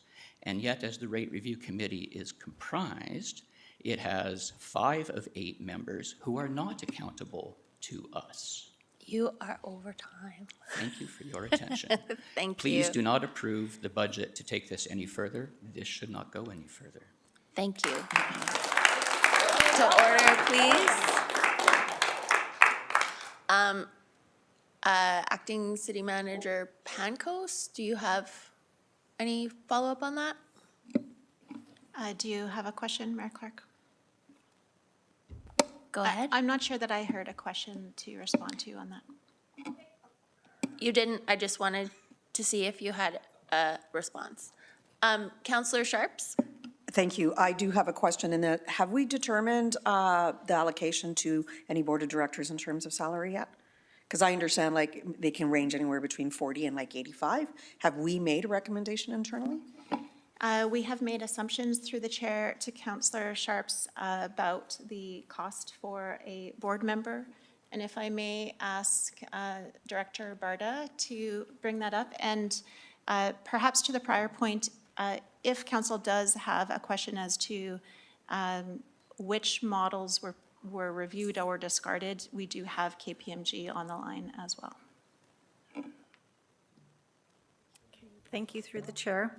When we did our assumptions for compensation for the board, again, we just put high-level assumptions in there. For the MCC, compensation for the board was $275,000 for ongoing costs, and the RCC, RRC was about $16,000. That's $2,000 per member of the RCC per year. So understanding that board members would only be paid for when they attend meetings and that sort of thing. They're not paid on a salary, but they would be compensated based on their attendance at the quarterly meetings and annual meetings. Thank you, Director Barter. So 275, what does that work out to per director? Because 275 is the total sum, correct? That we're, because if not, I'm applying if it's per year, per person. That's the total. I know, thanks. But She's is there just 5 directors? Is there 8? That's okay. Do we have an idea? She's just looking into Yeah, it. It's about 40. Okay. Thank you, Director Barter. Appreciate it. Thank you. Seeing no further questions, thank you very much for your comments. Next up, we have Darlene Collings, and they will be followed by Scott Payne.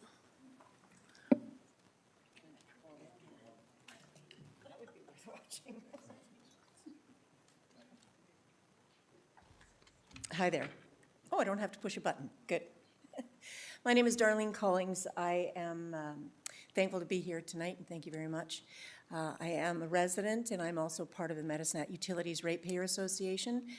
I myself and the Ratepayer Association is not against nor for an MC. What we feel is that, and after lots of discussion and lots of back and forth, we feel there isn't really enough information or guarantees for the residents of this wonderful city to go ahead with something like this. The Medicine Hat Advantage was developed as an advantage for all residents, not just what you say is the sole shareholder, the city. That city shareholder is made up of every resident here. I've been told otherwise by different council members, but if not for us, you wouldn't be paid. It was developed many years ago for the advantage of the residents so that they could have a life that was affordable and they could move forward in that. And it worked very well. There has been obviously some changes in the world, and that's affected changes here. So there are a couple of things that have been brought up. I did agree with, what was the gentleman's name? Gary Nikiforuk, in that I believe that the best idea would be to wait and to test drive, like he said, even just the rate review commission. One of the other things, before I forget, the late submissions, will they be addressed by you tonight? Because there were some questions on those late submissions. So I just wondered if that would be addressed.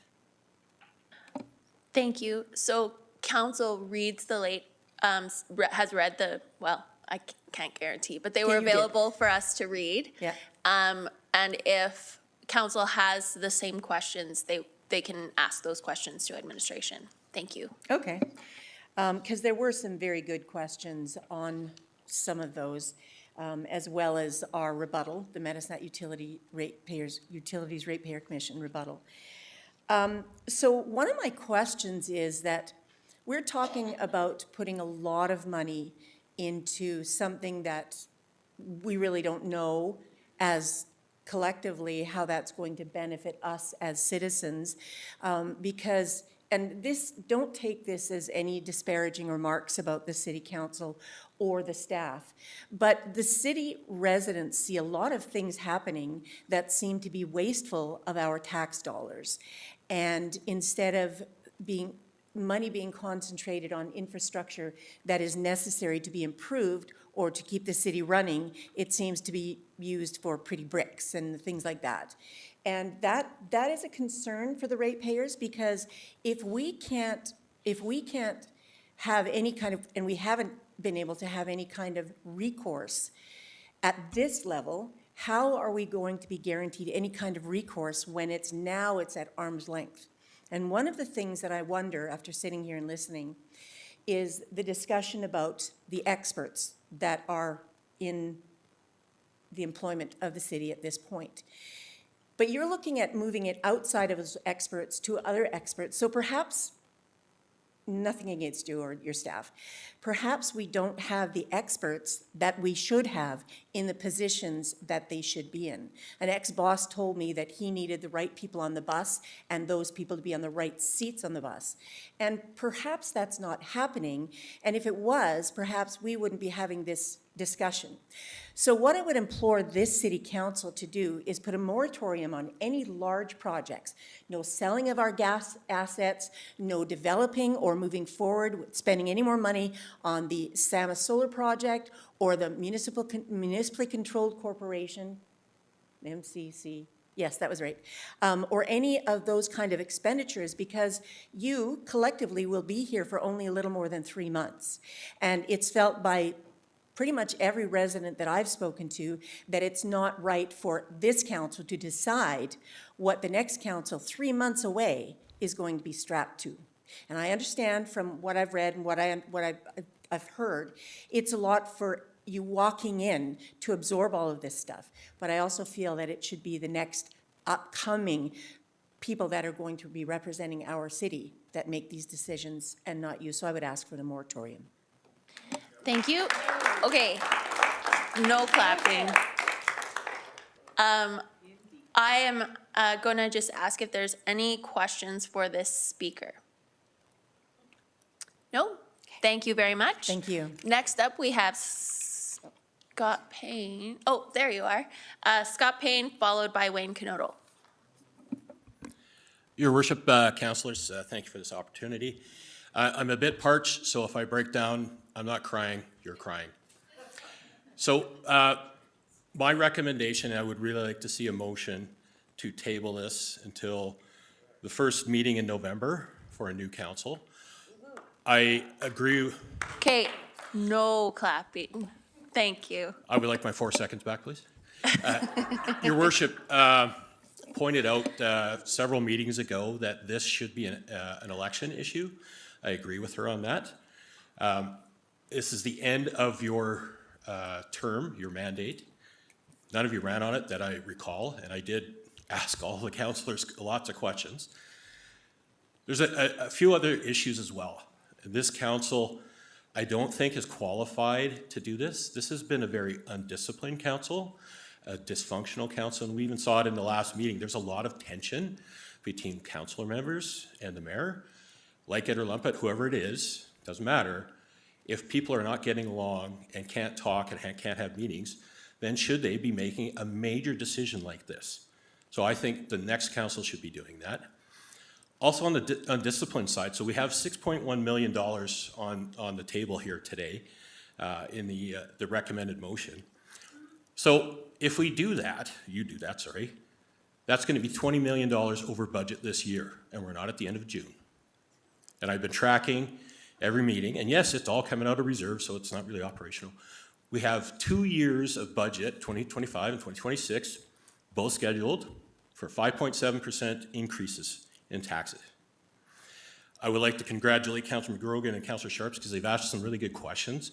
One of my favorite ones was the trees for $1.5 million for a matching grant that council approved. He asked, did you know about that in October before the budget? And they did. So the staff isn't putting that in the budget, and you guys don't have the discipline to say no, or trees are awesome, let's hug them, but let's take something else off the bottom of the priorities list. And I don't see anything in this motion saying, you know what, darn it, this is a good thing, let's do it, 6.1 million. What aren't we going to do? You're not making the difficult decisions, and people probably don't realize here, and I don't even know how far back it goes, but Director Barta, she spoke a few weeks ago about the bad news because this is undisciplined. And it's not just this council, it's councils you've been on and you've been on. And I know you guys started as the rookie council, you acted like the rookie council, and then you got all your infighting. But we were going back to 2010, the chart that Ms. Barta provided. We've been in deficit since then. We were about 5 million in deficit then, so we're probably 20 years in deficit. Somebody just spoke about our pretty bricks, and let's allow the staff to make our 15-minute city or whatever. Let's narrow a major roadway. This is, anyway, I got 2 minutes left, sorry, I'll get through it really quickly. But we're looking at $20 million in deficit this year, taking it from our reserves, which were supposed to be $253 million, and predicted by the staff to be down to $71 million in 8 years. They showed a beautiful chart that showed that in about 5 years, we will be at 69.1% of the maximum debt limit that the province has. 70% is our municipal limit. And it's great because the chart goes up and it goes, I could make that up. And you know what? I probably have before when I did budgets, but it's not right. We do not turn this around in this term. There's going to be bad news for taxpayers and citizens in 8 years. We already have bad news. You should also wait because the Premier, and yes, I'm on the board, is negotiating with the Prime Minister. Now, I don't think he's going to be a good guy on this, but some of your assumptions about the $500 million are based on environmental targets. So if she actually gets him to fix those, your assumptions are different, the situation has changed, and you have to come up with a better plan. Anyway, I hope I didn't hurt anybody's feelings, but really, you guys aren't the guys to do it. Let's have an election issue on this. This is huge, and I am breaking down. You're crying, not me. Thank you. Thank you very much. No clapping. Thank you. Does anyone have any questions for Mr. Payne? Seeing none? I'll be here all week. Thank you very much. Next up is Wayne Knodel, followed by Caden Knott. I thought I saw him. Oh, there he is. Mayor Clark, if I may, just while we're waiting for the next speaker, just to clarify, the 500 million that we have identified does not include any additional costs related to environmental compliance from an energy transition perspective. That 500 million is assumed sustaining costs and inclusive of our new substation and the draft East Ring. Mr. Knodel. Well, thanks for listening to me, Mayor Clark and councilors. I wasn't planning to say anything today. I just more of a listener, but a couple things came up. And like some of the other speakers, I mean, no disparagement to anybody here or in the city. So many of you have done wonderful jobs for a long time.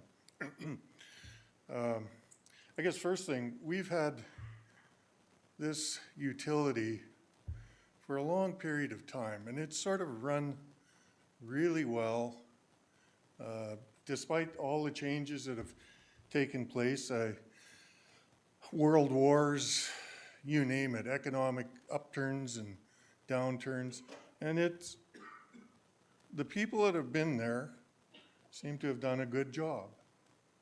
And our electricity has run well. We've had fair rates and no big problems. I still remember one used generator being bought years ago, but that was one mistake in all those years is not such a bad record. So I guess at the end of the day, I don't really have anything against a corporation per se. But I was told by a very smart, man who did really well in business years ago, and he said, if you've got a problem you can't solve, you've got a people problem. And sometimes it's the person, and sometimes it's the lack of ability to get good people. Which brings me to this corporation. When the city is 100% the shareholder of it, I really see difficulty in finding people who want to run a corporation, because those are set up to expand, to grow, to make money, and be profitable. And that's maybe a little bit at odds with what our utility has been about for many, many years. They do have to make profit, and it should. But if we keep it a little closer to us, rather than letting some, yes, we have oversight, but I really see we're going to have trouble getting good people that can't run an organization like that the way they want to run it, to make it as profitable, to grow it. Maybe that's not what we want. Maybe we should just, fine tune what we have, because as someone once said, I'd rather have 100 people or 101% changes than 100% change. And again, one other thing, Brendan brought it up, is, and I mentioned this at one of the other meetings, is what problem are we endeavoring to solve? I mean, of course you can make things better, but do we have a big problem? Or is it like he said, somebody's making up a problem and we're going to have to try and address it? And I don't think that's, you got to look forward and, based on things, but I really don't think that the electricity coming out of the power plant or it doesn't care where it goes or who generates it. And the people that need it are going to use it the same way they have for many, many years. So to change everything based on that, I just don't see really any big benefit down the road. And at the end of the day, there's so many opportunities for things to go sideways that we don't get any say over after the fact. So, and that's all I have to say about that. Thank you. No clapping. I will now ask if any counselors have questions for the speaker. Seeing none. Oh, yeah, I don't see any. Thank you.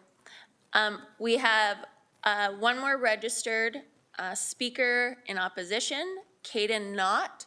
We are approaching 6 o'clock, which is the time of our scheduled break, but I am going to hear from Caden Knott, and then we will adjourn for a break.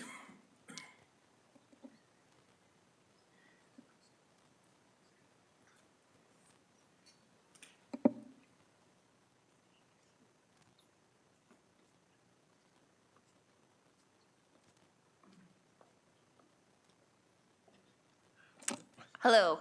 Hello. Go ahead. See, I am currently opposed to this city council making a decision on the future of the energy business due to the upcoming election. The energy, too many stairs. Energy business has had a long history of having public votes before any actions are taken. Bylaw 48 establishing the energy business required a public vote as the city had to go into debt, as did Bylaw 63, which approved additional debt to build the natural gas plant because the city had cost overruns. Over the next 60 years, every time the city wanted to increase its cash through debt, especially for the energy business, they would have to have a public vote in order to do it. The city is already going to have an election in under 4 months, so it will not add too much of an additional expense to have one additional vote. On top of having a public vote, this gives the decision a level of finality that does not seem to be held by this council, in that the actions of this council have already came under scrutiny from the council itself, the public, the courts, the Minister of Municipal Affairs has criticized our great city. I am not opposed to creating a rate review committee as soon as possible because having experts make decisions is good. I am opposed to ratepayers only being given one non-voting seat when ratepayers are the majority of people in the community. Finally, I question why the city limited its review to not including the possibility of giving up its monopoly while keeping the city-owned energy business. So have NMAX come in and the better Medicine Hat company stay around. I'd also add that council has only had 3 people speak in favor of this move, while 7 people have spoken against it. So having a vote might uncover that 7 people are just the greasy wheel, while it's more people who don't come to council. And to end on a Rudyard Kipling quote, Redcliffe was born with all hell for a basement and Medicine Hat was born lucky, which was in reference to the energy business. Thank you very much. There was a question in there, Acting City Manager Pancoast, and I think it is value of our exemption. Thank you, Mayor Clark. The exemption was taken into consideration through the KPMG review and supported through staff. Ultimately, the exemption under the Electric Utility Act does allow us to avoid paying the significant provincial transmission charges as a net to grid or self-supplier of electricity. That does provide significant value to our customers as well as to our business. And selling the assets in some form would risk that exemption. As well, I think what was implied was that we open the door for retail competition, but effectively our exemption allows us to generate our electricity, distribute our electricity, and be the exclusive retailer as a combination. So to lose the exemption as a whole and ultimately invite in the other retailers would also risk our full exemption, including avoidance of those provincial transmission tariffs. Thank you. Councillor Sharps. Really quick question. Thank you for that. I just, you touched on something that got me interested in. I also saw Mayor Kilpatrick walk in the room. So what does this do? Because I'm pretty sure he's interested to our relationship. If we were to vote for an MCC, what does this do to our customers in Redcliffe? Does it do anything to them? Does it exempt them from using us? Go ahead, City Manager, Acting City Manager Pancoast.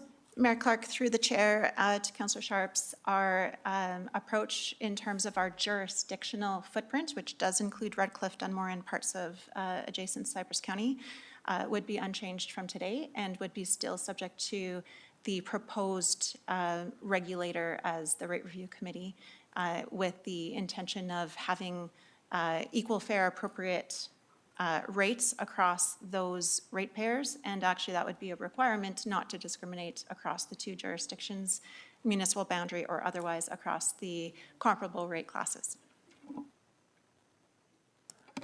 Thank you. Thank you very much. So after we're going to take a break for 20 minutes? 20 minutes. We still, pardon? Oh, we still will have a call for anyone in the gallery who wants to speak in opposition. And also the individuals who want to speak but do not fall into opposed or support. So nope, it was on the agenda, so I'm just doing it. Okay, so we will adjourn until 6:25. Thank you.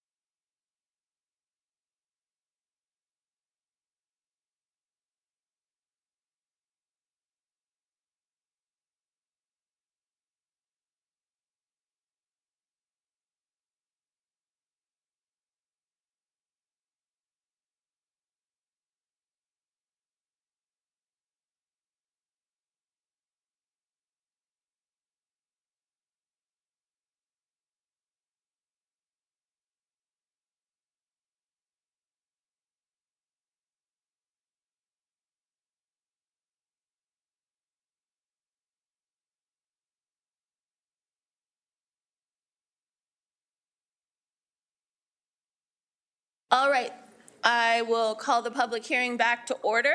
If everyone could please take their seats. Is there anyone else in the gallery that wishes to speak in opposition of the MCC/RCC?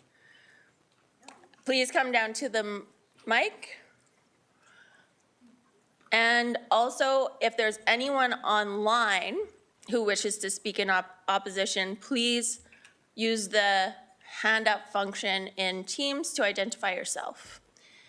Hello, can you please state your first name and state and spell your last name? My name is Craig Rattan, last name Ruttan. Thank you. Go ahead.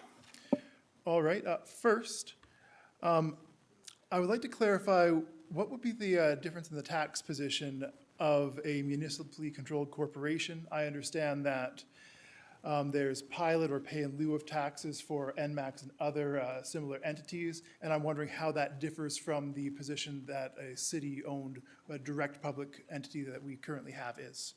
I couldn't find anything about that. Acting City Manager Pancoast. Thank you. Through the chair, I will ask Director Tuksher to answer this question. We do pay pilot or payment in lieu of taxes today under our current model, but Director Tuksher? Yeah, just a quick comment on that. As Managing Director Panko said, we do pay pilot. There's a regulation for the City of Medicine Hat and how our pilot is calculated. It is slightly different than how NMAX pays pilot, but there is some similarities, and both corporations are taxed just in slightly different ways. Okay, so to clarify, would there be any difference in the way, from the way that it's currently done to the way that is being proposed under the municipally controlled corporation? Manager Tuksher? Thanks, through the chair. There may be different structures of legal structures, and that may impact how we pay tax and the different tax rules that are associated with it. We haven't got down to that level of detail yet, but there is potential changes from that perspective. Overall, there seems to be a large, a lot of details that we don't have yet, but all right, I want to get that question out of the way first to make sure I still had my time left. Honorable Mayor and Councillor, I'm an accountant. I don't specialize in public tax, or at least in tax of public entities. I specialize in cross-border work. But I am familiar with business plans and projections, and you've explained in detail the many issues that and challenges that the city energy services have and will continue to have. But under the new structure, I fail to see how any of these challenges is directly addressed. You've talked about having a rate review committee, separate and apart from changing the structure. I agree that this is a good idea in theory. We've had some talk around the edges about who should be on the committee, and that should be further looked into, but I am on board with the rate review committee. And instead of a skill-based board, I would be happy to see a skill-based advisory committee. I believe Councillor Sharps had mentioned that as an alternative.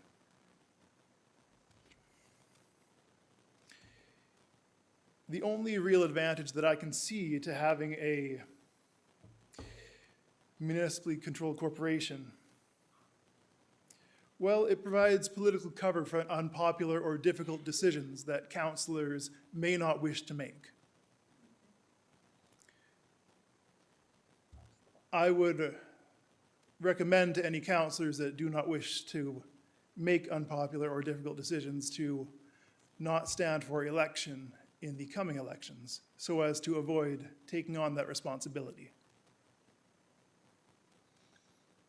If this council cannot see the way forward with the publicly controlled entity, I would recommend, instead of making a decision now with a publicly and quite honestly, famously dysfunctional council, to postpone that decision until after the election, or to make it the question in the coming votes.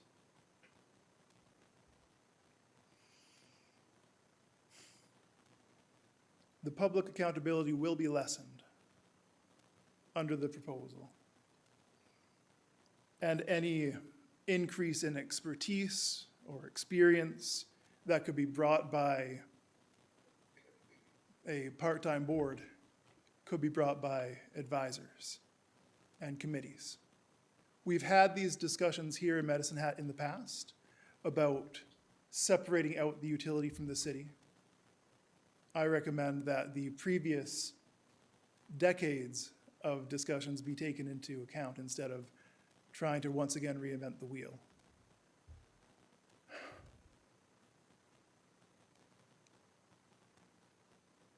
There's no need to do this.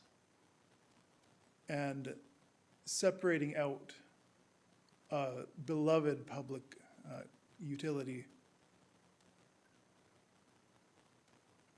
will be a deeply unpopular decision for everyone involved here, in case you want to, you know, maintain these seats in the future, if that's something that you would like to do. You've noticed you haven't seen me here before. You may consider me one of those silent majorities who is actually coming out for a change. Thank you. Thank you very much. Thank you. Does anyone have any questions for the speaker? And was there an unanswered question? No, my questions about the tax position were sufficiently answered. Thank you. Thank you very much. Mayor Kilpatrick.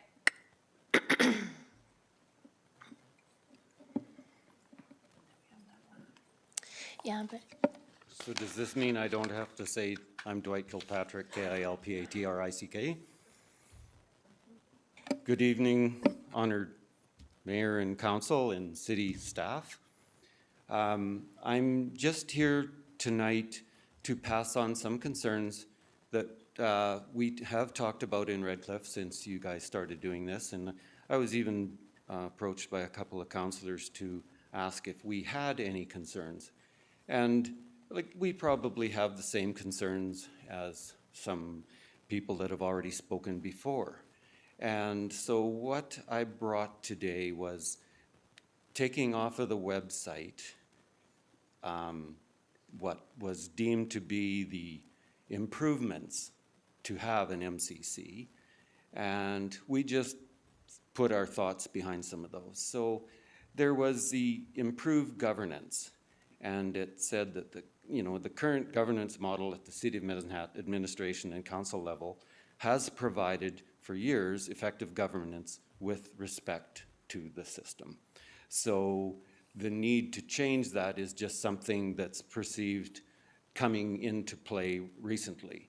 And then the other bullet was increased financial accountability and transparency.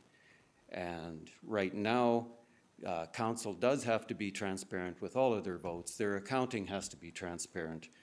The reporting requirements of council through the MGA always implies transparency. I don't believe an MCC has to be that transparent.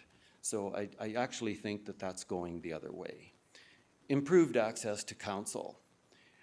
An MCC owned by the city, the access to capital would not change because you, in previous years, have always put out borrowing bylaws to enhance any of your energy systems. An MCC would do the same. Whether they would have to do it in a bylaw form or just do it because it's a good model, that's probably how it works. Because I don't think once NMAX and EPCOR became MCCs, they kept coming back and asking for bylaws. So I don't see where that really changes. I believe Medicine Hat is sitting in a good financial standing and you have access to money. I think you have access to reserves even.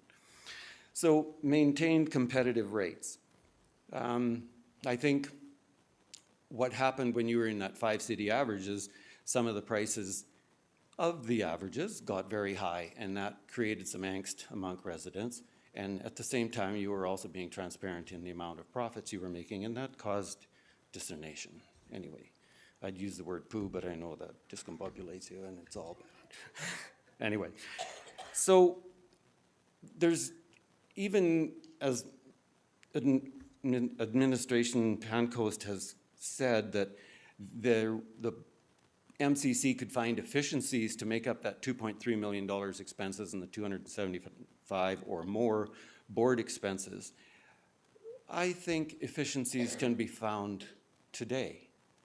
If admin is good and working hard and council is looking after the ratepayers, we're supposed to be doing the best for the most, I think those efficiencies should already be in play. I realize that everybody has to put money into reserves because rainy days always come ahead. There's rules and reclamations and restorations and all those things that always have to be accounted for. And I realize that right now it may seem like a volatile time, and it probably is. But either way, an MCC won't change those times. They're still going to be there. To provide more structure for rate setting, I think council has the ultimate structure for rate setting in that they're very answerable to the public. So when you set a rate, if you can justify why that rate is there, there shouldn't be issues. Do we need a thick skin? Some days we do. Like, it's not always easy, and not everybody is understanding. And I have 30 seconds and another half page to go. So, to ensure delivery of cost, competitive, reliable, compliant energy to local customers, I believe you can already do that with the system you have in place. I'll just speed things up. And then the current system focuses on cost recovery from taxpayers and user fees, whereas the elected officials are the decision makers with high transparency and accounting standards. The proposed model focuses on profit, use boards for decision making, and has cautious transparency. The proposed model, by definition, will cost ratepayers more as the focus is on profits and not cost recovery. So that was what we had for comments. Thank you for your time. Thank you very much. I have a couple of councillors who have questions for you. Councillor Sharps. Thank you. Yes, I do have a question for Mayor Kilpatrick. So I tagged you earlier, so I'm interested. I'm glad you came down. So you told us all the things that you saw on our website and the opposite or a contradictory argument, and I appreciate that. But can you tell me what you, as council, are thinking? Do you look at this and are you in angst that we're doing this as a supplier? Well, we look at it, we're not in your shoes. We don't have the energy division like you do, but we are at risk, the same as your public is at risk, in that right now you are our only supplier of gas and electricity, and I believe Acting City Manager Pancoast alluded to the fact that, you know, we'd be there and we wouldn't be charged a different rate, although that in the past that has popped up its ugly head once or twice. That's a good thing to hear because, I mean, as many times as I've been in an appeal process for rates, I've always said that if we're being treated the same, like if we're being treated as actually citizens, then I'm not going to complain because that's, everybody has to make things go around. You guys use your profits for a operations offset, you know, whatever number you pick, say 25 million or whatever, and that's your prerogative. We don't have that. But we also, and you do the same, we also set rates on our water and our sewer and our garbage, and we try to make those rates at least break even. We even have a policy that says we won't make more than 5%. Our goal is to break even. And yes, we'd rather profit than have it be a mill rate hit. And it works because if somebody comes up to me on the street and complains, and it only happens once every 2 or 3 years, I can justify those rates because I can tell them what our expenses are and how little we're making. And I know there's utopias all over the place. I don't know where they are, but I've been told that they're out there. And some days you just have to find those happy places. Like, I know what our mill rate is and your mill rate is, and yet I have residents that come up to me and say, your taxes are crazy high. And I go, well, then you really got to go to the place where they're lower, because they're out there. They're just not along Highway 3, because I've checked every town around Highway 3. But that's okay. This isn't a good place to be, and it's hard. And you guys had a really big bump in the road. Everything was going good till It wasn't. it wasn't. Yeah. Okay, so one more then question. to change the whole boat is, yeah. Okay. So you also made a comment, and I just want to make sure I'm clearly understanding you. And maybe I'm not, so feel free to correct me, and I know you will. But you kind of said we could do all those things. So were you suggesting to run like an MCC but not run an MCC? So like, kind of like a moot court, pretend we're doing it and just see if it really works, and don't increase taxes and see what the functionality of that individual, is that what you're suggesting? I can't tell you what to do. Oh, please, We just Dwight. have Since when? opinions. No, like, honestly, I look at it, if admin is doing their job, and we hope they are, and council is doing their job, and most people hope they are, then it should still work. Like, to find the board, and I don't know how many people, and one fellow alluded to something I wasn't even thinking about, that you could find these people from around the world, and that's true. You can today.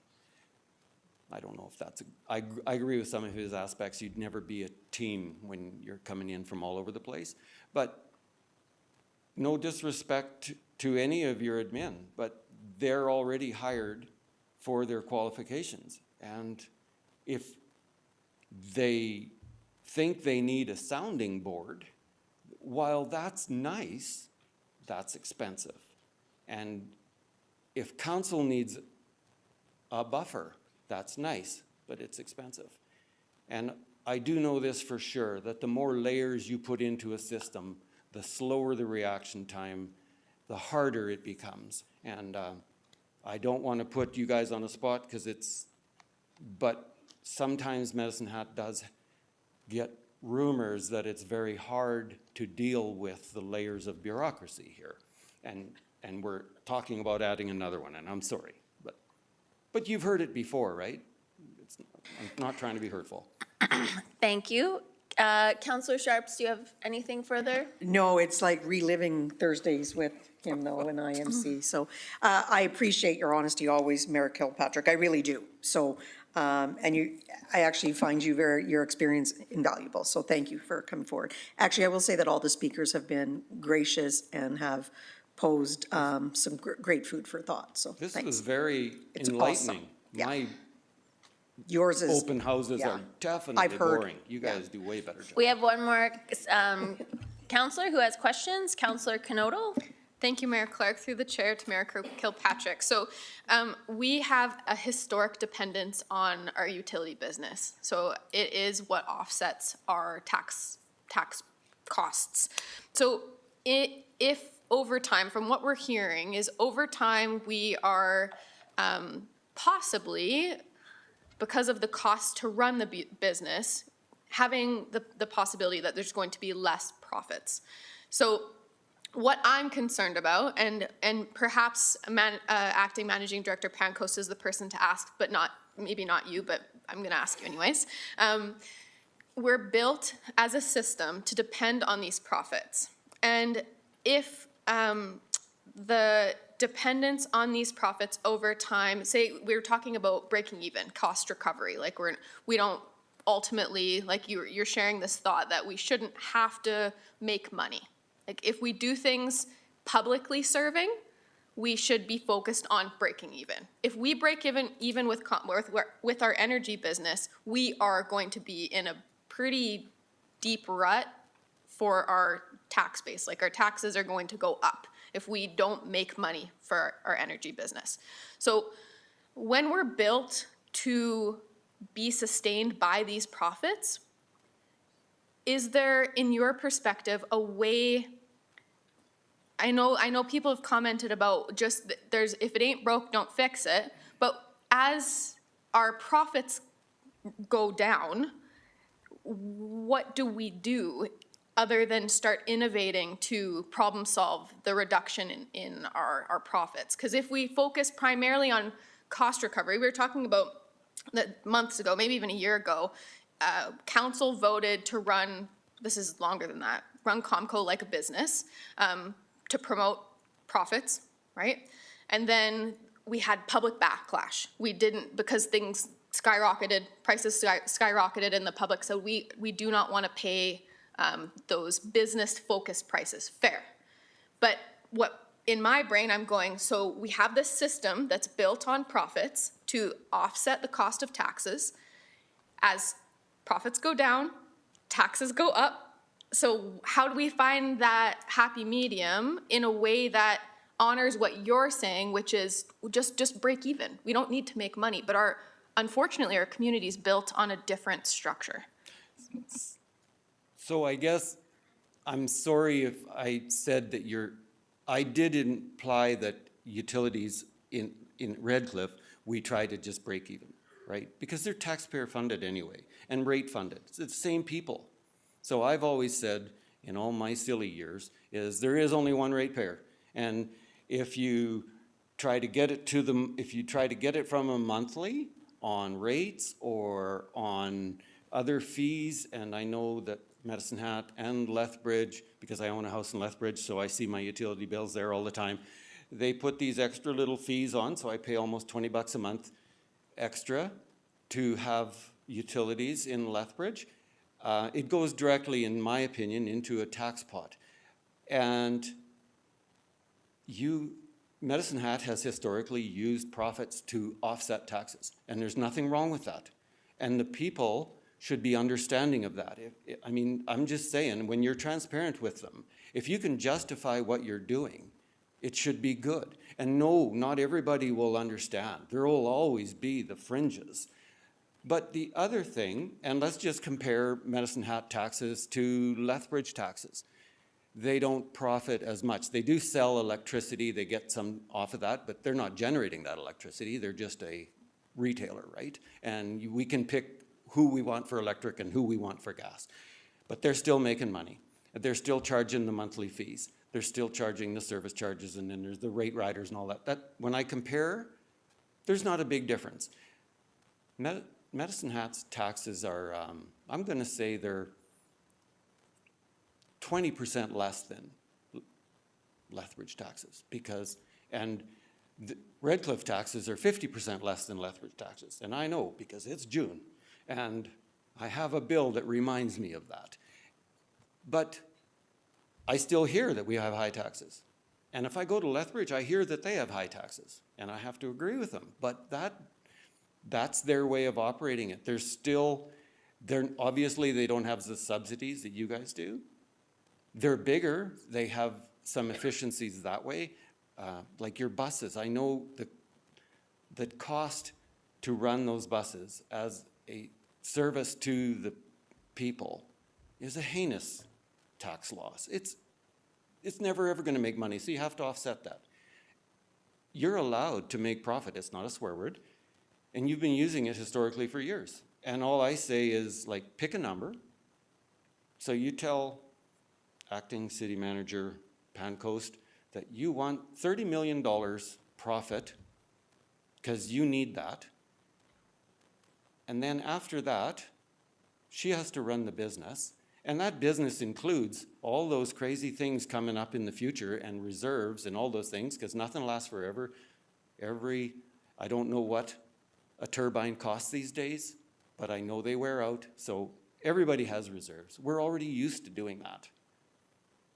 I just see adding that layer, it helps her for a sounding board. It helps you to say, we didn't do it. But in the end, you really are responsible, because you're the only ones that get elected every 4 years. And it's not easy.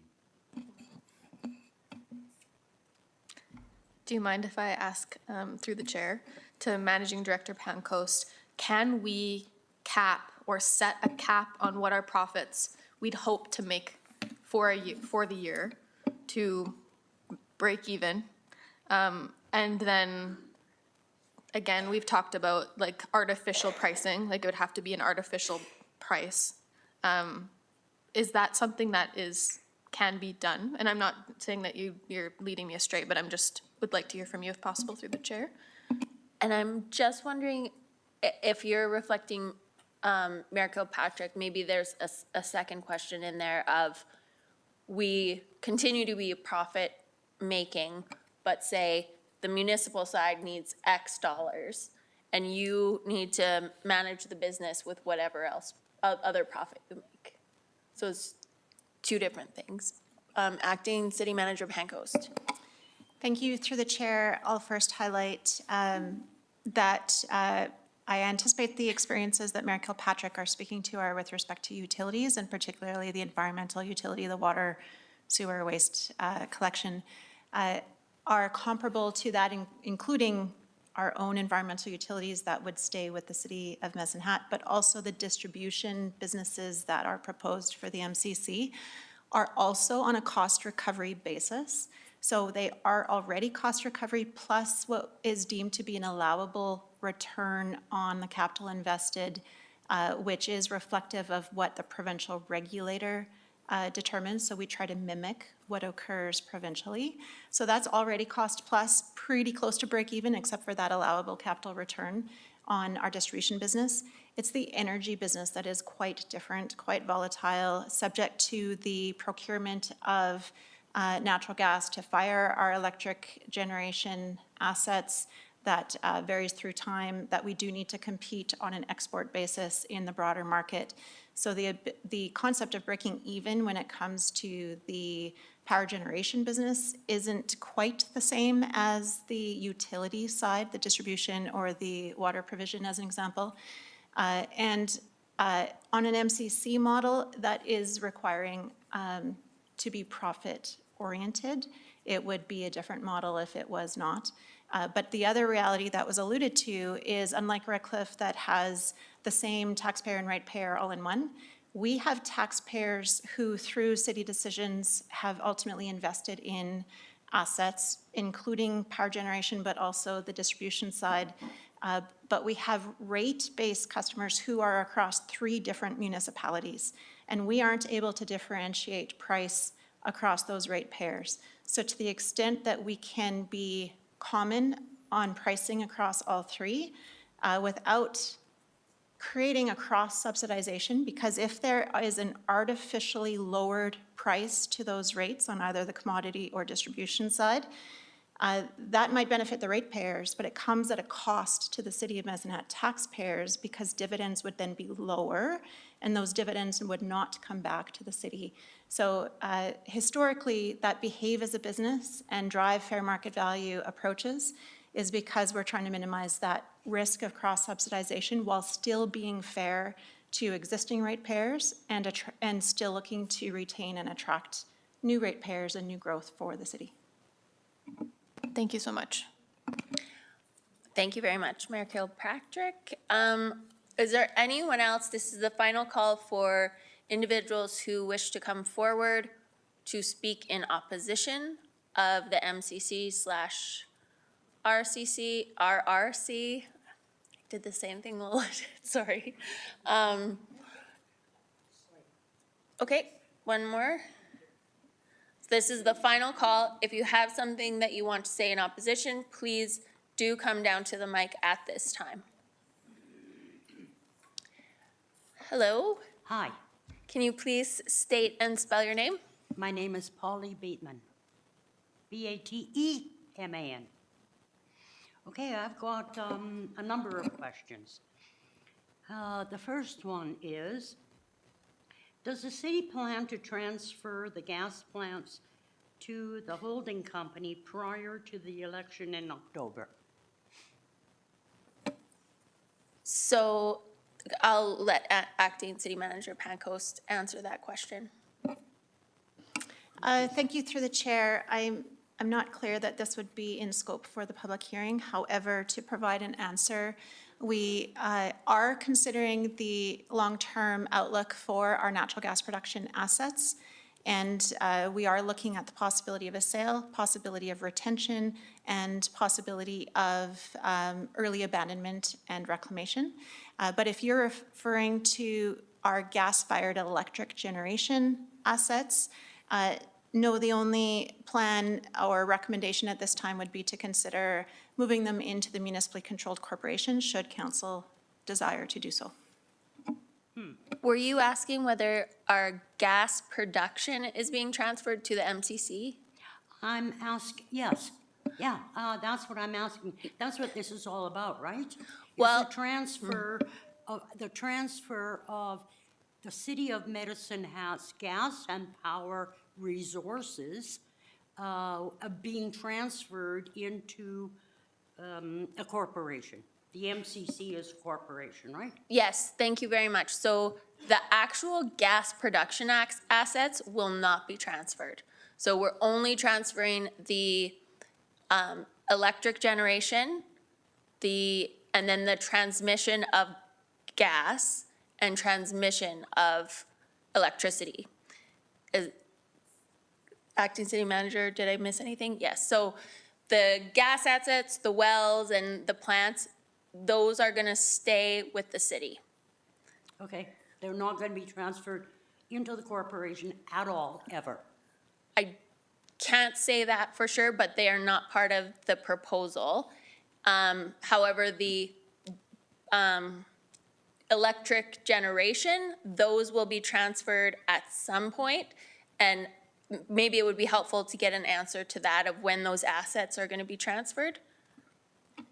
Thank you, Mayor Clark. Through the chair, should council choose to trigger the implementation of an MCC, an asset transfer for the defined business units of the power generation, the power distribution and gas distribution would occur within, the MCC would need to be created as a legal entity, and assets would transfer sometime within the next year.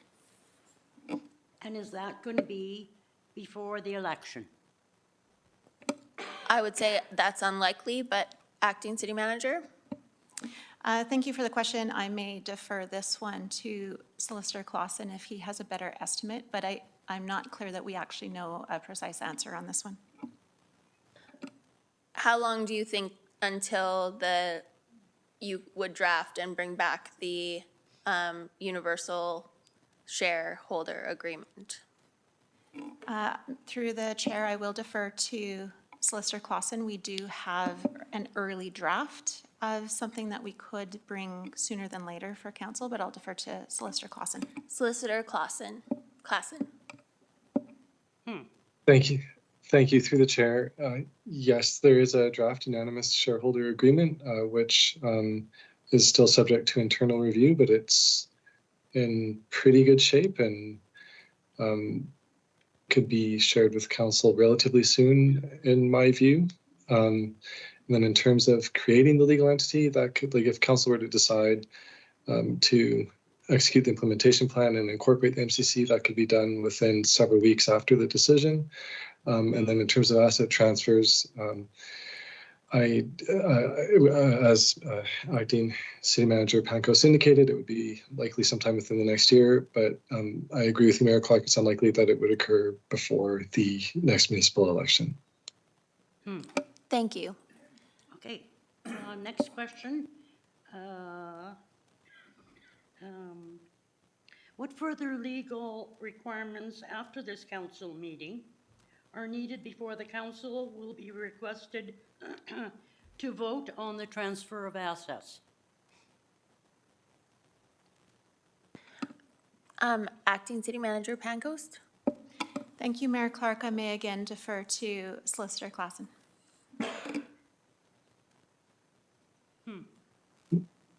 Thank you, Mayor Clark, to the through the chair to the speaker.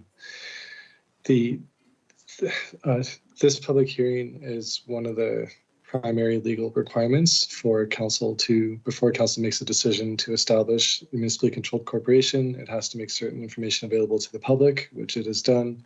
It has to consider a business plan, which it has done, and it has to hold a public hearing and consider the submissions at the public hearing with an open mind, which is in the process of doing. Then there would be certain agreements that have, there'd be filings at the corporate registry to actually incorporate the company and turn it into a legal entity. And then there'd be several agreements that have to be signed between the city and the new corporate entity regarding asset transfers and the unanimous shareholder agreement and other things like that. So, and then there may be some regulatory approvals depending on the assets as well. So there are additional steps that have to be made. And in terms of which assets, in terms of council voting on the assets, the precise assets that would be subject to transfer or lease and what have you is still subject to further review, and that hasn't been fully determined yet. Okay. Many residents have asked for more comprehensive details regarding the city's finances, including the exact details on corporate contracts and employee pay, to ensure that they have a clear understanding of the city's finances before making further decisions. Will the council provide these details as stated in your presentation, or will the residents have to file a legal request under FOIP to get that information? I do not think that that information exists. Those specific numbers exist. Who would you like to go to? Mayor Clark, I'm not sure I'm understanding this to be a question of this particular scope. I think the question is, can you repeat your question? Like, what are the exact amounts? What's the shareholder agreement going to say? And what's the finance going to be? Yeah. Sorry, are you talking current or shareholder? Before and after. The whole scope? Yeah, Got it, okay. the finances. I'll perhaps ask Director Barta to address this question.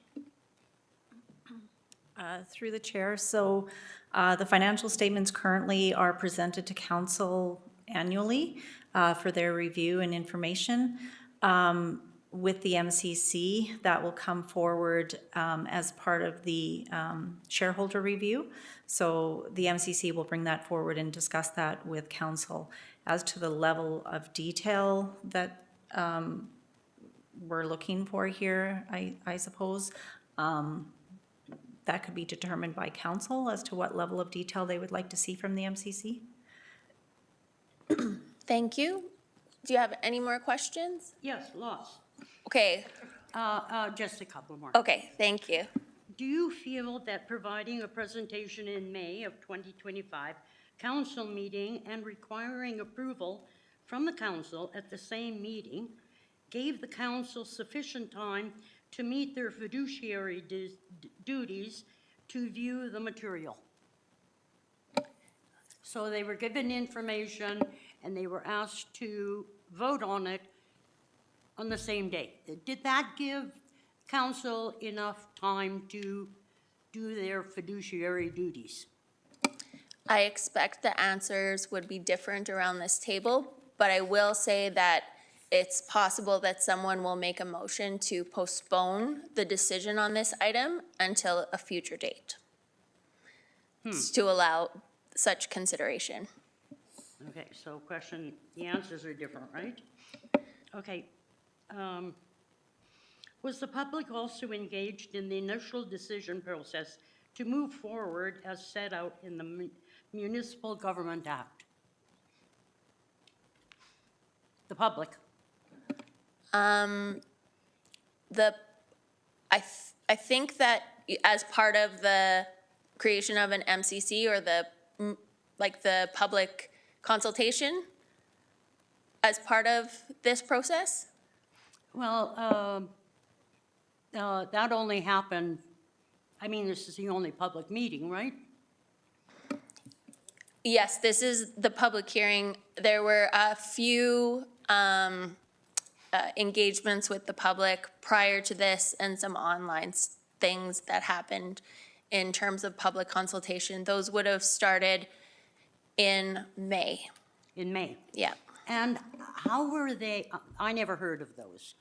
And then I went onto the website, and unless you have the wording exactly perfect, the first time I put in MCC, Medicine Hat, and it gave me 4,700 places to look. So I'm wondering where and how you engaged the public back in May, and where do you find when these online things are happening? Where would I find that? It's a great question, and it is on our website in the Shape Your City section, but I take your point that not everybody has the same access to online sources. Right. So I will note they still are in there. There's also been a couple of presentations along the way that will be in the various packages of material. I don't know if those presentations are in written form on the Shape Your City. They are, yes. You know, I didn't get anything in my utility bill or tax bill that would inform me about any of this big deal. Just a note for you. Thank you. There's a petition to stop the transfer of these assets without further financial disclosure from the city, with the requirement that there will be no decisions until after the election. Will this council delay any decisions until all the residents who wish to make their voices heard through their voices and public discussions have done so? Thank you. We don't have this council will be debating that after the public hearing. And you are a bit over time. So, and I recognize that most of that was internal discussion. Can you ask both of them at the same time, and then we'll, thank you. Has the city reposted, changed, or restated or amended financial statements in any of the last 10 years, or when you've been here? Have you made any amendments to any of the past financial statements? Thank you, and what is your second question? And then we'll answer them both at the same time. Second one, do you feel that this meeting on June 24th meets the requirements for public hearing requirements stipulated in the Municipal Government Act? And further, do you believe this meeting allows for the public to be provided with enough information and time for public discourse prior to the material change to the city financial situation? Thank you. I'm going to get Director Barta to answer the question about amendments to our financial statements. I believe this, through the chair, I believe the city has made amendments to their financial statements primarily due to restating for accounting practices.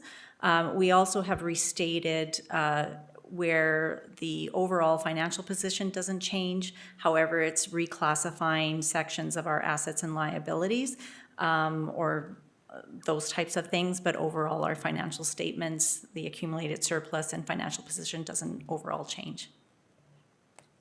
Thank you. And with respect to your question about sufficient time, I expect, again, you would get different answers depending on who you asked.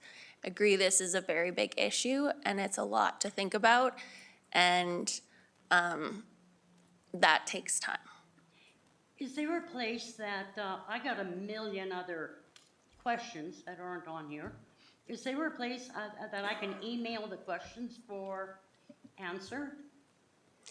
Yes. Can she send them to clerk?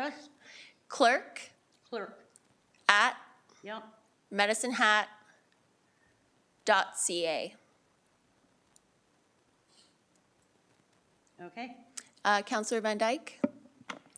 Yes, thank you to the chair. And if you have the opportunity to go to the Shape Your City website, there is a collection of questions that have been asked I've by seen various individuals and groups in the community, and some of the answers you're looking for might be there as well. Yeah, I read through those questions. I got a lot more questions that are. Thank you. Councillor Hyder? Just quickly, thank you, Mayor Clark, through the chair to Pauline. Hi, Pauline.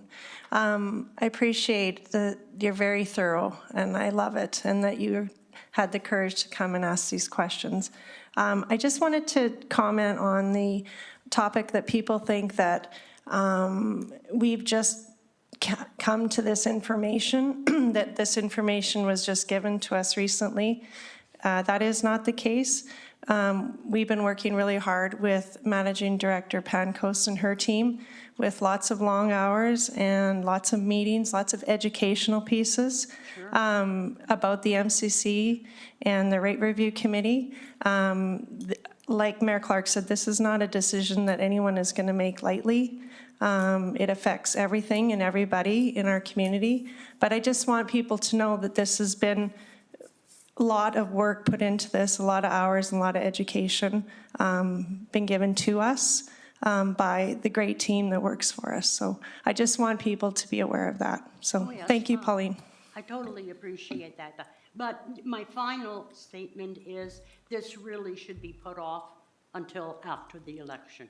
Thank you. That's my vote. So now we're moving on to anyone else in the audience that feels that they have not had an opportunity to be heard but would like to speak.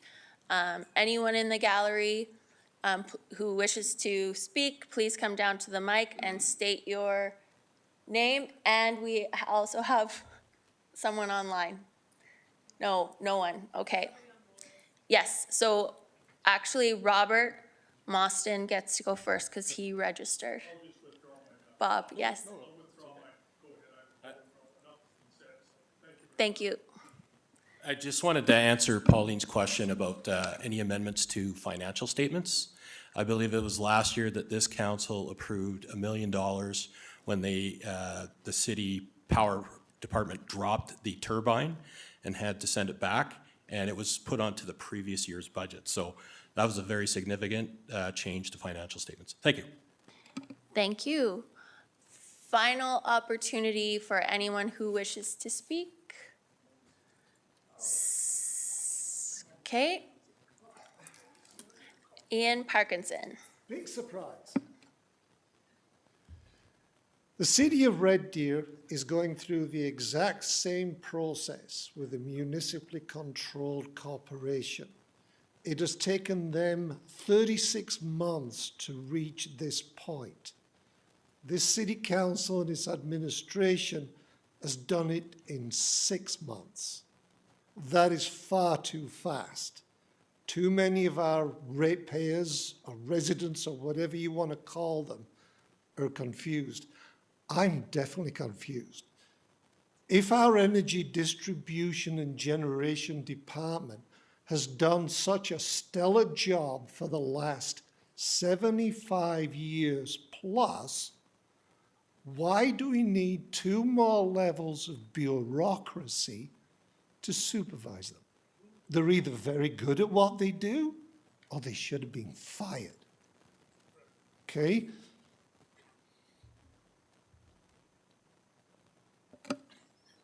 Thanks. I wasn't meaning to interrupt you. I just was, if that's your statement, I will ask council if they have any questions for you. Sure. Any questions from council? Come on, Shiloh. Seeing none. Okay, thank you. Thank you very much for your comments. And with that, the public commentary opportunity is closed. I will provide a last chance for council to ask any questions they have of administration before debate. Yes.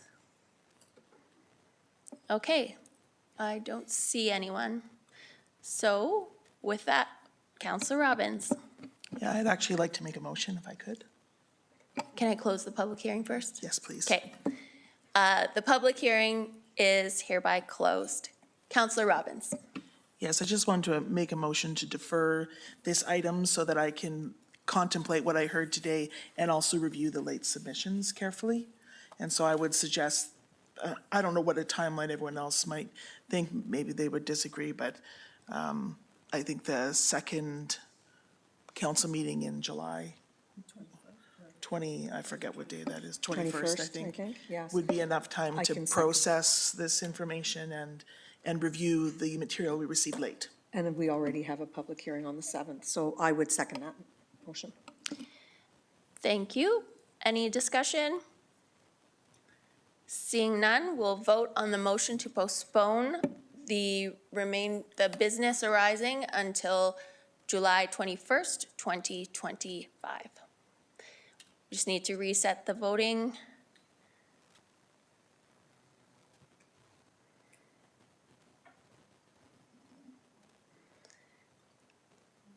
She's got a lot on her plate.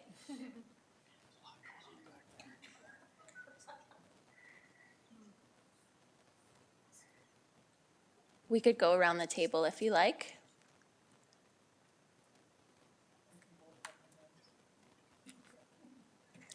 We're good. Thanks.